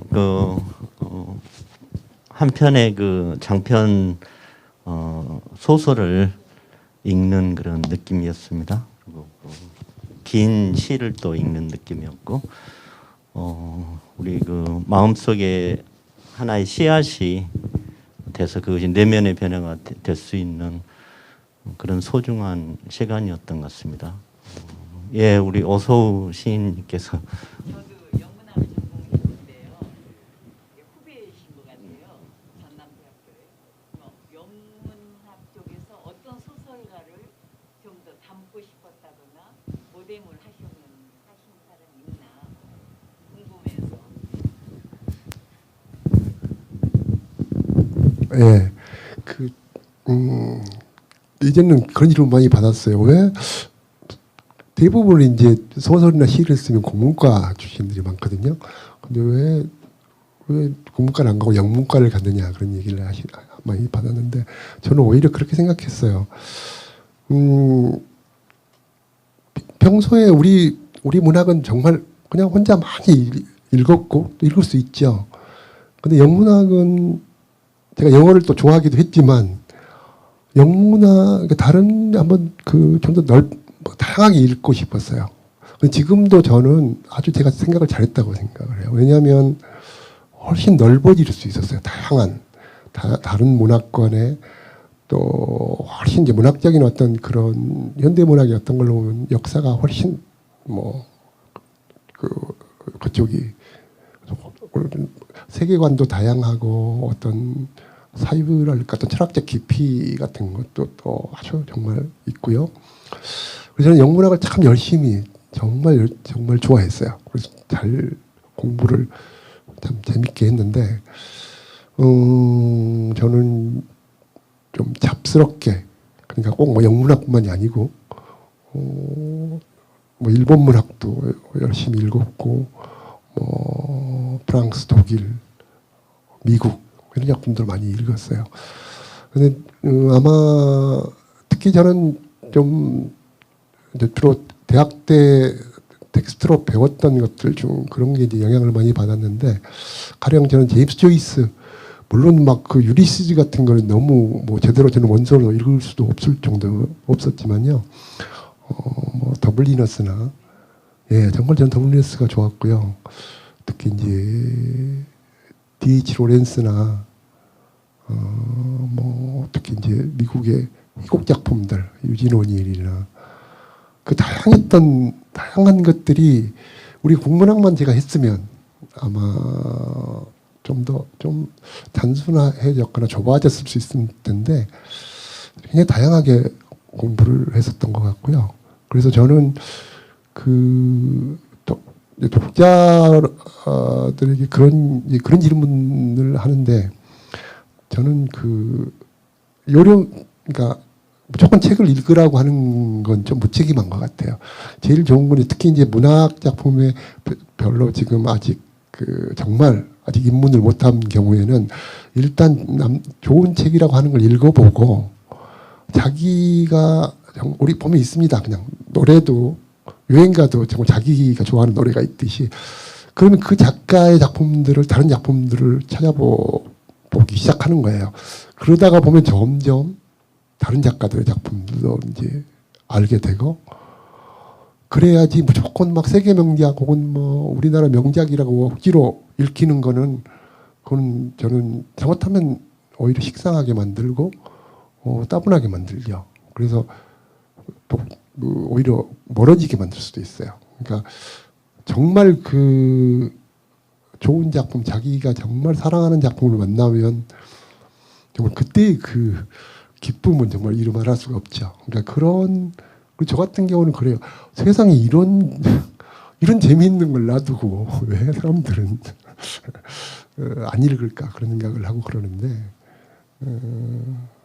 아주 골고루 좋은 작품들 많이 읽으십시오. 네.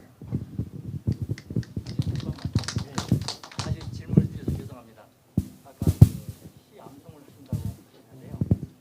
그 시 한 편을 외우려면 굉장한 노력이 필요한데, 그냥 시를 읽지 않고 굳이 암송을 해야 하는 어떤 이유가 있을까요? 그거는요.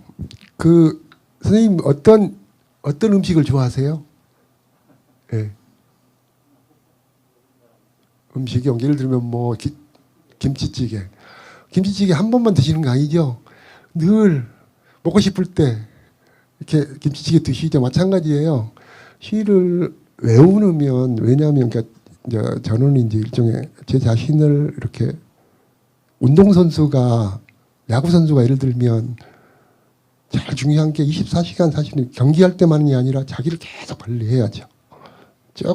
최적의 그러니까 경기를 할 수 있도록 나머지 시간을 전부 거기다 바치듯이, 저는 창작도 그렇다고 생각을 해요. 나머지 시간, 우리가 이제 유명한 글이 있거든요. 우리 창작하는 데 있어서 유명한 말이 뭐가 있냐면, 글은 책상 앞에 앉아서 쓰는 게 아니다. 사실은 책상 앞에 앉아 있는 나머지 시간에, 모든 시간에 쓰는 거다 라고 하는 거죠. 그렇죠. 그러니까 글을 쓰려면 24시간 1년을 작가로서 살아야 돼요.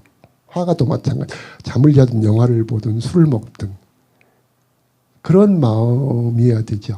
근데 시는 그렇지. 근데 사람이 그렇게 되나요? 늘 나태해지기도 하고 무뎌지기도 하고, 제 스스로가 이게 좀 정말 불만스러울 때가 있어요. 이러면 안 되는데라고 할 때, 그때 이제 제 자신을 자꾸 이렇게 뭐라 그럴까, 어떻게 보면 몸을 풀고 해주는, 이렇게 정신을 차리게 하는 방법 중에 하나가 책을 읽는 것도 있지만, 평소 걸어다니면서 책을 읽을 수는 없잖아요. 걸어다니면서 시를 외우는 겁니다. 시내버스에서 앉아서도 내가 혼자 시를 중얼중얼 외워요. 그러면 그 감동이 다시 오거든요. 오면서 내가 그 시간을, 쉽게 말하면 시를 외우는 것이 아니라 바로 내 그 시를 외우는 그 시간 안에 내 안의 감성을 이렇게 불러일으키는 거예요. 네. 그러니까 이제 제 나름의 그 좀 우스운 얘기로는 그런 게 어디서 생겼냐면 유체이탈법인데요. 하도 매를 많이 맞으니까 초등학교 때부터 해서 매 맞는 방식이 있어요. 이렇게 매를 딱 선생님이 들지요. 그럼 내가 이제 엉덩이를 대고 딱 칠판에 기댈 때, 아, 나는 이 순간에 나는 매를 맞는 게 아니 다른 데로 가는 거예요. 좋았던 생각. 내가 지금 친구들하고 놀거나 내 고향에 있거나 그런 생각. 특히 이제 그 무렵에는 가령 제 고향 생각을 해요. 나 우리 고향 앞바다에 내가 있어. 내가 친구들하고 놀고 있어. 그러면 사실 엉덩이 훨씬 이렇게 무슨 말인지 아시겠죠? 제 자신을 속이는 거죠. 그것처럼 저는 그런 식으로 해서 서울에서 지하철 몇 시간씩 타고 뭐 2시간씩 계속 왔다 가고 할 때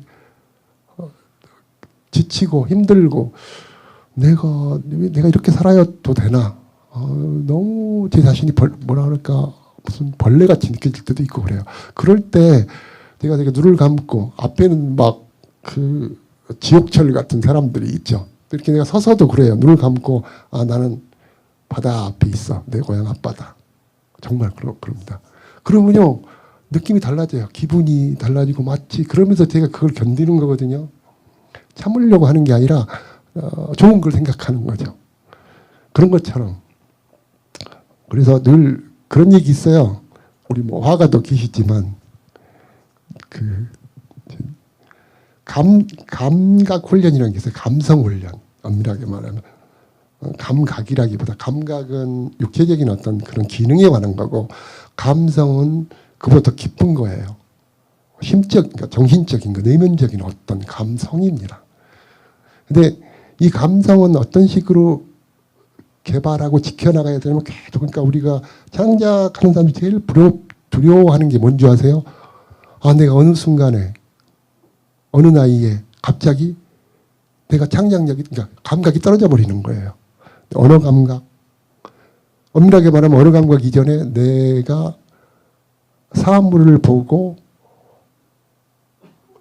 어떤 세계를 바라보는 것에 내가 흐려져 버리는 거예요. 눈이.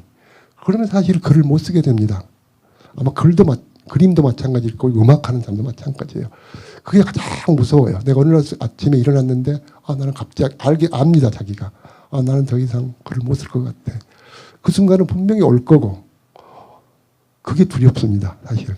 근데 그러지 않기 위해서 노력하려면 끊임없이 자기 감성을 불러일으켜야 돼요. 엄밀하게 말하면 감성은 늙지 않아요. 다만 퇴화합니다. 사용하지 않으면 퇴화해요. 육체하고 달라서. 그래서 왜 가령 박완 선생 글 같은 경우 보면 그 나이에 70이 넘었는데도 그렇게 싱싱한 감각이 나와요. 그걸 타고났다기보다 제 생각엔 아닙니다. 계속 그거를 훈련하는 겁니다. 되살리고 매일. 조수미 씨가 내가 어디 방송에 들으니까 그러더라고요. 매일 그 음악회가 없어도 하루에 뭐 몇 시간?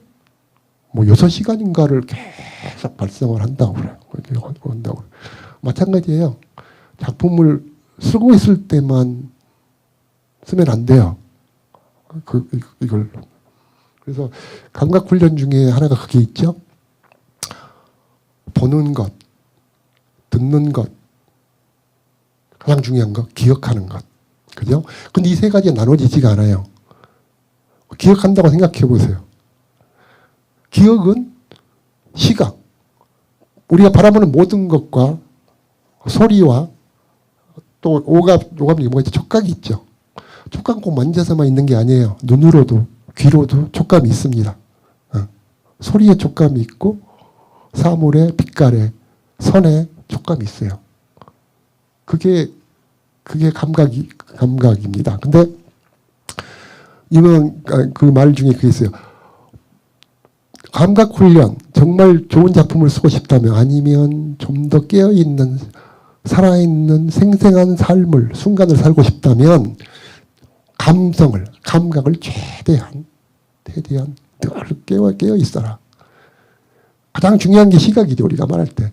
시각은 말할 때 본다는 것은 해석하는 것이다라고 말해요. 즉 본다는 걸 그냥 사진 찍은 것, 그건 카메라는 그냥 그냥 보지요. 사람의 눈은 그래서는 안 된다는 거죠. 보는 건 동시에 해석하는 것이죠. 뭐 이해가 가실 거예요.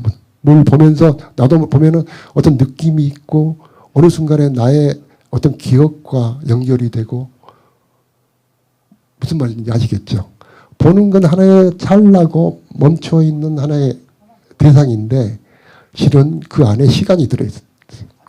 그 안에 보면 내 기억과 연결되고 어떤 공간이 있고 그때 그것과 관련된 사람들이 있고 소리가 있고 사건이 있고 어떤 이야기가 있습니다. 하나의 아무것도 아닌 사물 하나에도 그런 게 들어있다는 거죠. 그걸 사실은 이론적으로 논리적으로 증명할 수는 없어요. 근데 우리가 그냥 여러분들 말씀드리면 이해하시듯이 총체적으로 되는 거예요. 그래서 보는 언론, 우리가 보는 것은 굉장히 굳어 있다. 늘 습관화되어 있고. 자, 보세요. 아주 간단한 얘기가. 어린 시절에 여러분, 제가 오늘 또 그런 얘기 했지만, 어린 시절에 그러니까 초등학교 때나 10대의 시간들은 굉장히 길게 느껴지죠. 그 이유가 뭐냐면, 기억할 게 굉장히 많아요. 실제로. 우리 어린 시절 기억이 제일 많아요. 놀랍게 20대 이후, 30대 이후의 기억은 별로 없습니다. 그게 왜 그럴까요? 훨씬 많은 사건들이 있었고, 훨씬 긴 시간이고, 훨씬 많은 이야기들이 있는데, 왜 그 이후는 어린 시절이나 청소년기에 비해서 훨씬 단순하고 빈약하게 느껴질까? 그거는요, 기억하는 게 없어서 그래요. 기억하는 게 그만큼 부족해서. 즉, 어느 순간부터 굳어간 거예요. 즉, 최초의 경험. 왜 유년 시절의 경험들이 그렇게 우리에게 뚜렷이 각인되어 있느냐. 그 대부분이 첫 번째 경험이기 때문에 그래요. 첫 번째, 참 감각하고 관련되는 것. 첫 번째 본 꽃, 첫 번째 엄마한테 맞아본 뺨, 첫 번째 먹어본 아이스크림, 첫 번째 넘어져 본 그 아픔. 그래서 우리가 청소년기, 그러니까 그 어린 시절이라고 하는 것이 본래 그런 게 아니라 사실은 엄밀하게 말하면 50, 60도 마찬가지일 수 있어요. 근데 우리가 그렇지 어느 순간부터 굳어버린 거죠. 그래서 우리 그런 거예요. 그래서 고통은 한 가지인 것 같고 맛있는 것도 한 가지인 것 같고 슬픈 것도 한 가지인 것 같지만 사실은 다 다르죠. 그러니까 그래서 그렇게 얘기를 하죠. 아마 예술가가 뭔가 어떻게 그 나이에 그 감각이 가능할까라고 한다면 예술가에서 특별하게 타고났다기보다 제 생각은 그건 아닌 것 같아요. 그게 아니라 오히려 어떤 이유에서인가 혹은 자기 나름의 어떤 패턴에 의해서 그 감각을 쭉 계속 살아있게 자기가 해왔다는 거죠. 그래서 그 감각 때문에 있는 거죠. 그래서 이제 우리 창작 교육에서 그걸 합니다. 젊은 학생들이라고 해서 막 그렇게 살아있을 것 같죠? 안 그래요. 요즘 학생들은 더구나 그럽니다. 참 어떻게 보면 창작하기에는 굉장히 불행한 시대예요. 왜 그런지 아세요? 일단은 그러니까 자기만의 개별적인 체험이란 게 참 드문 시대예요. 이게 환경이 그렇게 돼 있어요. 자, 보세요. 일단 가장 중요한 우리의 공간부터 보세요. 우리 양동만 봐도 골목마다 보면 다 집이 다 달라요. 담도 다르고 크기, 모양, 색깔도 다 다르죠. 예를 들면 우리 옛날 집, 우리 본래 그게 단독주택이란 게 그래요. 골목이 다 다르고. 근데 지금은 어떻게 되죠? 대도시 아파트들을 한번 봐보세요. 다 똑같아요. 내가 10년을 살았어. 이사를 갔는데도 아무 추억이 없어요. 거기 가고 싶은 것도 없고 기억할 만한 게 없기 때문에. 자, 요즘 학생들은 똑같은 그러니까 병원에서 태어나서 똑같은 유치원, 똑같이 거의 비슷비슷한, 거의 똑같은 아파트에서 똑같은 제도의 학교에서 똑같은 과목을 배우고 그리고 어른이 됩니다. 똑같은 코스를 거쳐서. 그러니까 자기만의 정말 정말 고유한 기억이란 게 정말 많지 않아요. 그것뿐입니까? 더구나 요새는 가장 많은 데 빼앗기는 게 뭐죠? 감각을 빼앗긴 게. 전부 모니터나 영상, 만들어진 영상이에요. 영상은 뭐죠? 만들어진 거예요. 즉 주입된 거죠. 그러니까 2시간 동안 만들어진 영화를 볼 때 우리는 아무 생각하지 않습니다. 그냥 거기서 주는 것만.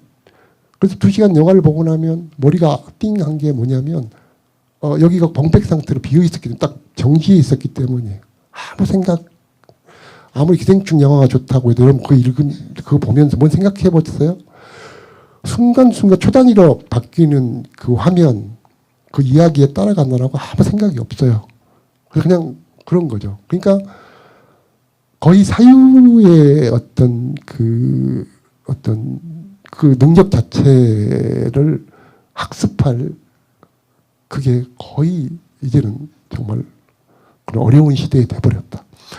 그래서 우리 학생들의 작품들을 받아보면 바로 그게 나타나요. 왜 하나같이 다 비슷비슷해. 어디선가 읽은 것 같고 보고 다 똑같은 거의 같은 이야기. 그래서 뭐 얘기가 많이 길어집니다. 감각 얘기하다 그랬죠. 그래서 저는 문학 작품이 갖고 있는 게 그거예요. 왜냐하면 자 보세요. 한 편의 시를 읽죠. 요새 더구나 한 편의 시를 읽으면 좋은 시라고 느낀 게 우리 생각에는 아주 쉬운 시 같죠. 너무 뻔히 아는 건 아무 감흥이 없어요. 긴가민가 하면서 그럴 것도 하고 아닌 것도 같고 그러면서 뭐죠? 이거를 자극합니다. 정말 평소에 어른들은 그러죠. 우리가 그런 시간 별로 없어요. 갸웃갸웃한 거 있습니까? 거의. 어떤 하나의 문장을 이게 무슨 뜻일까 생각하면서 내 내면에서 계속 감각이 이제 움직이기 시작해요. 그것이 계속 한다고 생각해 보세요. 문학 작품을 계속 보고 어떤 음악을 계속 좋은 클래식이나 이런 걸 듣고 또 저는 이렇게 그 미술관에 가는 거 정말 저는 필요하다고 봐요. 무슨 얘기냐면 저도 미술에 대해서 잘 몰라요. 근데 뭘 알겠냐면 어쩌다가 이렇게 잘 모르지만 지나가다가 제주도에는 갤러리가 많아요. 길가에도 있고 들어가 보면 어떤 다른 건 모르는 색채의 어떤 자극이 옵니다. 우리 현실에서는 사실 볼 수 없는 어떤 색깔이 팍 와요. 이게 눈에 어떤 자극을 시신경에 자극을 주는 거죠. 그러니까 쉽게 말하면 운동이 돼요. 그게 바꿔 말하면 우리의 감각을 자극을 주는 겁니다. 그래서 그렇게 둘러보면 세상은 신비한 것 투성이에요. 정말로. 우리 어렸을 때를 한번 기억해 보세요. 여러분 유치원 때나 초등학교를 생각해 보세요. 작은 것들 우리 내 대문 앞에 이렇게 나와 있는 잡풀 하나 어떤 잡초 하나를 가만히 들여다보죠. 우리가 그 가까이 보면 개미도 기어가고 흥미진진해요. 정신없이 들여다보죠. 그럼 정말 온 세상이 달라요. 온 세상이 다릅니다. 바다도 똑같은 것 같죠. 시시각각으로 계속 색깔이 달라지고 움직임이 달라지고 다릅니다. 지나가는 사람들의 풍경도 한번 카페에서 딱 앉아서요. 그게 이제 그런 훈련인데 그게 잘 돼야 되거든요. 뭐냐면 우리는 모르는데 우리 안에서 절대 이게 안 벗어나요. 다 팽팽하게 조여 있어서. 쉽게 말하면 멍 때리는다고 하는데 그게 뭐냐면 자기 바깥으로 나가는 거. 이게 참 어려워요. 훈련이 우리가 그렇게 안 돼 있기 때문에. 왜냐하면 잠시라도 한눈을 팔면 큰일 나죠. 도시에서는 자빠지고 누구하고 부딪히고 교통사고도 날 수 있고 미친 사람 지금도 받을 수 있고 항상 24시간을 그렇게 돼 있기 때문에 우리가 완전히 굳어버린 거죠. 그래서 카페의 창가에 앉아서 그런 훈련을 할 수 있어요. 멍하고 남들을 보는 거예요. 지나가는 걸 가만 보고 있으면 마치 영화의 모니터처럼요. 사람이 지나갑니다. 꼭 유명한 배우가 아니어도. 근데 그게 다 재밌어요. 표정 하나하나가 재밌고 걸음걸이가 다 다르고 참 재밌어요. 그런 생각. 저 사람은 왜 저렇게 찡그리고 갈까? 무슨 일이 있었나? 이런 거. 이렇게 제일 중요한 게 호기심이다. 호기심. 우리가 언제부터 어른이 된다는 건 호기심을 잃어버린 순간부터라고 그래요. 호기심을 잃어버리는 것부터 어른이 된다. 우리가 이제 또 부정적인 말로. 호기심이 있어야 봅니다. 자, 쉽게 말하면 이렇게 얘기를 할게요. 예술가와 보통 사람의 차이, 어린애와 어른의 차이, 많은 이야기를 갖고 있는 사람과 훨씬 적은 이야기를 갖고 있는 사람의 차이, 그게 뭘까요? 기억입니다. 기억의 총량. 그러니까 이렇게 비유를 하죠. 우리는 모두 기억의 창고를 가지고 있어요. 어떤 사람은 2병짜리 가지고 있고 3병짜리 가지고 있죠. 어떤 사람은 체육관만큼 큰 것도 가질 수 있어요. 그 차이가 뭘까? 왜 똑같은 시간을 살았는데 왜 다를까? 여기서 기억을 오해하지 마세요. 우리는 기억 그러면 막 영어 수학 외우듯이 그런 사실이나 어떤 논리적인 그런 걸 외운다는 게 아닙니다. 암기한다는 게 아니고요. 기억은 모든 덩어리예요. 모든 덩어리. 가령 아까도 말해서 어떤 사물 하나를 했을 때 그것은 보통 사람은 저게 그냥 빵이네. 그렇지만 어떤 사람에게는 그 빵을 보는 순간 빵의 냄새도 나고 그걸 먹고 싶었던 순간도 나고, 예를 들면 내가 그것 먹고 잘못 먹고 배 아팠던 생각도 나고, 친구의 빵을 훔쳐보는 생각도 나고, 제가 이런 식의 이렇게 달라요, 기억에. 예를 들면. 근데 그럼 기억의 총량에 제가 그렇게 말하죠. 학생들한테 그래요. 1학년 들어오면 여러분은 모두 기억의 창고를 가지고 있다. 근데 좋은 글을 쓰려면 어떤 사람이 유리하냐? 기억의 창고가 크고 그 내용물이 다양하고 아주 복잡하고 아주 뭐랄까 많을수록 그 사람은 훨씬 좋은 글을 쓸 가능성이 높다. 왜? 그 말은 무슨 말이냐면 그만큼 다른 사람하고는 다르게 살아왔다는 거죠. 그만큼 많은 것들을 보고 듣고 기억하고 호기심을 갖고 순간순간을 부지런히 살아왔기 때문에 너는 많은 기억의 창고를 갖고 있다. 그렇게 얘기를 하죠. 그러면 그러면 학생들이 절망해요. 진짜 어떤 학생들은 울면서 그런 얘기예요. 선생님, 저는요, 이렇게 뭐 도시에서, 서울에서만 살아왔고, 이렇게 살아와서 정말 저는 창고가 너무 빈약한 것 같아요. 그럼 저는 안 될까요? 그러면 저는 그렇게 이야기를 하죠. 아니다. 그건 지금부터라도 가능하고, 하나는 네가 네 안에서 자세히 네 자신을 들여다봐라. 그러면 많은 것들을 놀랍게도 상상 이상으로 너는 많은 걸 갖고 있다는 걸 알게 될 거다. 그러면서 그러죠. 기억의 창고를 정말 제대로 멋진 창고를 가질 수 있는 방법은 뭐냐? 첫 번째, 호기심이다. 네가 모든 걸 알고 있다고 생각하거나 봐. 너는 똑같이 아침에 같은 버스를 타고 같은 골목으로 학교를 오지만, 같은 길로 오지만 너는 똑같다고 생각할 것이다. 그래서 난 어느 순간부터인가 전혀 그걸 보지 않아요. 천만에 어제 본 네 거리 풍경하고 다르다. 어제 지나갔던 사람이 다르고, 어제 네가 탔던 버스도 똑같은 버스가 아니라 전혀 다른 사람이 타고, 전혀 다른 날씨, 전혀 다른 기온, 가령 전혀 다른 소리, 이런 것들을 넌 통과한다. 단 한순간도 이 지구상에는 같은 건 없다. 너는 매번 새롭고 매번 너무나 기적적으로 놀랍고 너무나 정말 살아있는 생생한 순간들을 너는 살고 있고 그 모든 것이 내 주변에 가득히 있다. 그 얘기를 하죠. 그래서 첫 번째 것은 호기심이다. 네가 알고 있다고 믿는 것, 네가 보고 있다고 믿는 걸 절대 의심해라. 그래서 첫 번째, 호기심이 많아야 드디어 달리 보기 시작하죠. 많이 보기 시작하죠. 호기심이 많은 애들일수록 어때요? 많은 걸 경험하고 많은 걸 봅니다. 호기심이 많아야 많은 걸 보죠. 많은 걸 보면 뭐예요? 기억할 게 많아요. 기억할 게 많아요. 그래서 작가는 기억력이 좋아야 된다. 그럼 이제 사람들이 암기력인데 그게 아니고, 그럼 기억력도 가장 중요한 게 뭘까? 사실을 기억하는 거, 그게 중요한 게 아니다. 나는 몇 살 때 뭘 했고, 막 그런 사람 있죠?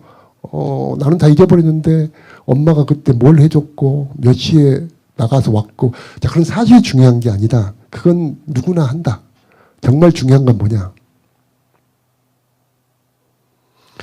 그 순간에 네 안에 네가 어떤 걸 느꼈고 그 그 느낌의 색깔, 그러니까 네 어떤 정서적인 감각적인 어떤 그 반응들이 뭔지를 기억을 하라는 거예요. 즉 보세요. 슬픔이 많아요. 그죠? 우리가 슬픔의 종류, 가령 우리가 친구하고 헤어졌을 때 슬픔이 있겠죠. 엄밀하게 말하면 슬픔만 있는 게 아니에요. 배신감도 있고 후련함도 있고. 예를 들면 다 다르죠. 그렇죠? 이 감정이야말로 정말로 다채롭고 다양하고 복잡해서 사실은 똑같아요. 아까 제가 모든 우리 세계, 환경, 이 매일 보는 풍경이 모든 게 하나 다른 게 같은 게 없듯이 우리들의 감정이야말로 그렇다. 실제로 그렇잖아요. 내가 내 아내에 대한 감정이 예를 들면 매 순간 달라요. 음식에 대한 것도 다르지만. 그래서 자기 감정에 대해서 쉽게 믿지 마라. 그래서 그런 말을 하죠. 유명한 얘기가 우리는 놀랍게도 자기 감정을 잘 모른다. 감정의 실체를 잘 모른다는 거예요. 그냥 덤덤하게. 하나는 이거라고 생각하죠. 근데 사실은 많은 걸 자기는 감추고 있거나 오해하고 있거나 아니면 위장하고 있는 게 많아요. 아니면 뭐라고 할까, 있는데도 없는 것처럼 눈 감는 게 있죠. 누구도 자기 감정을 모른다. 하물며 어떻게 타인의 감정을, 타인의 행동을 어떻게 알 수 있느냐. 감히 안다고 말할 수 있느냐. 그러죠. 그래서 문학은 감성이라고 하는 것이 정말 중요하다. 감성. 이 얘기가 너무 길어지고 어수선해졌네요. 아이고, 죄송합니다. 여기서 마치겠습니다.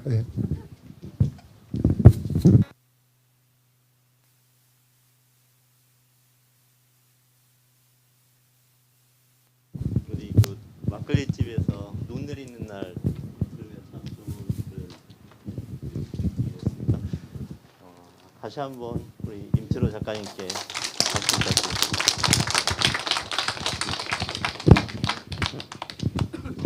그 사진도 찍으실 분 있으면 와서 좀 찍고 그러시게요. 예.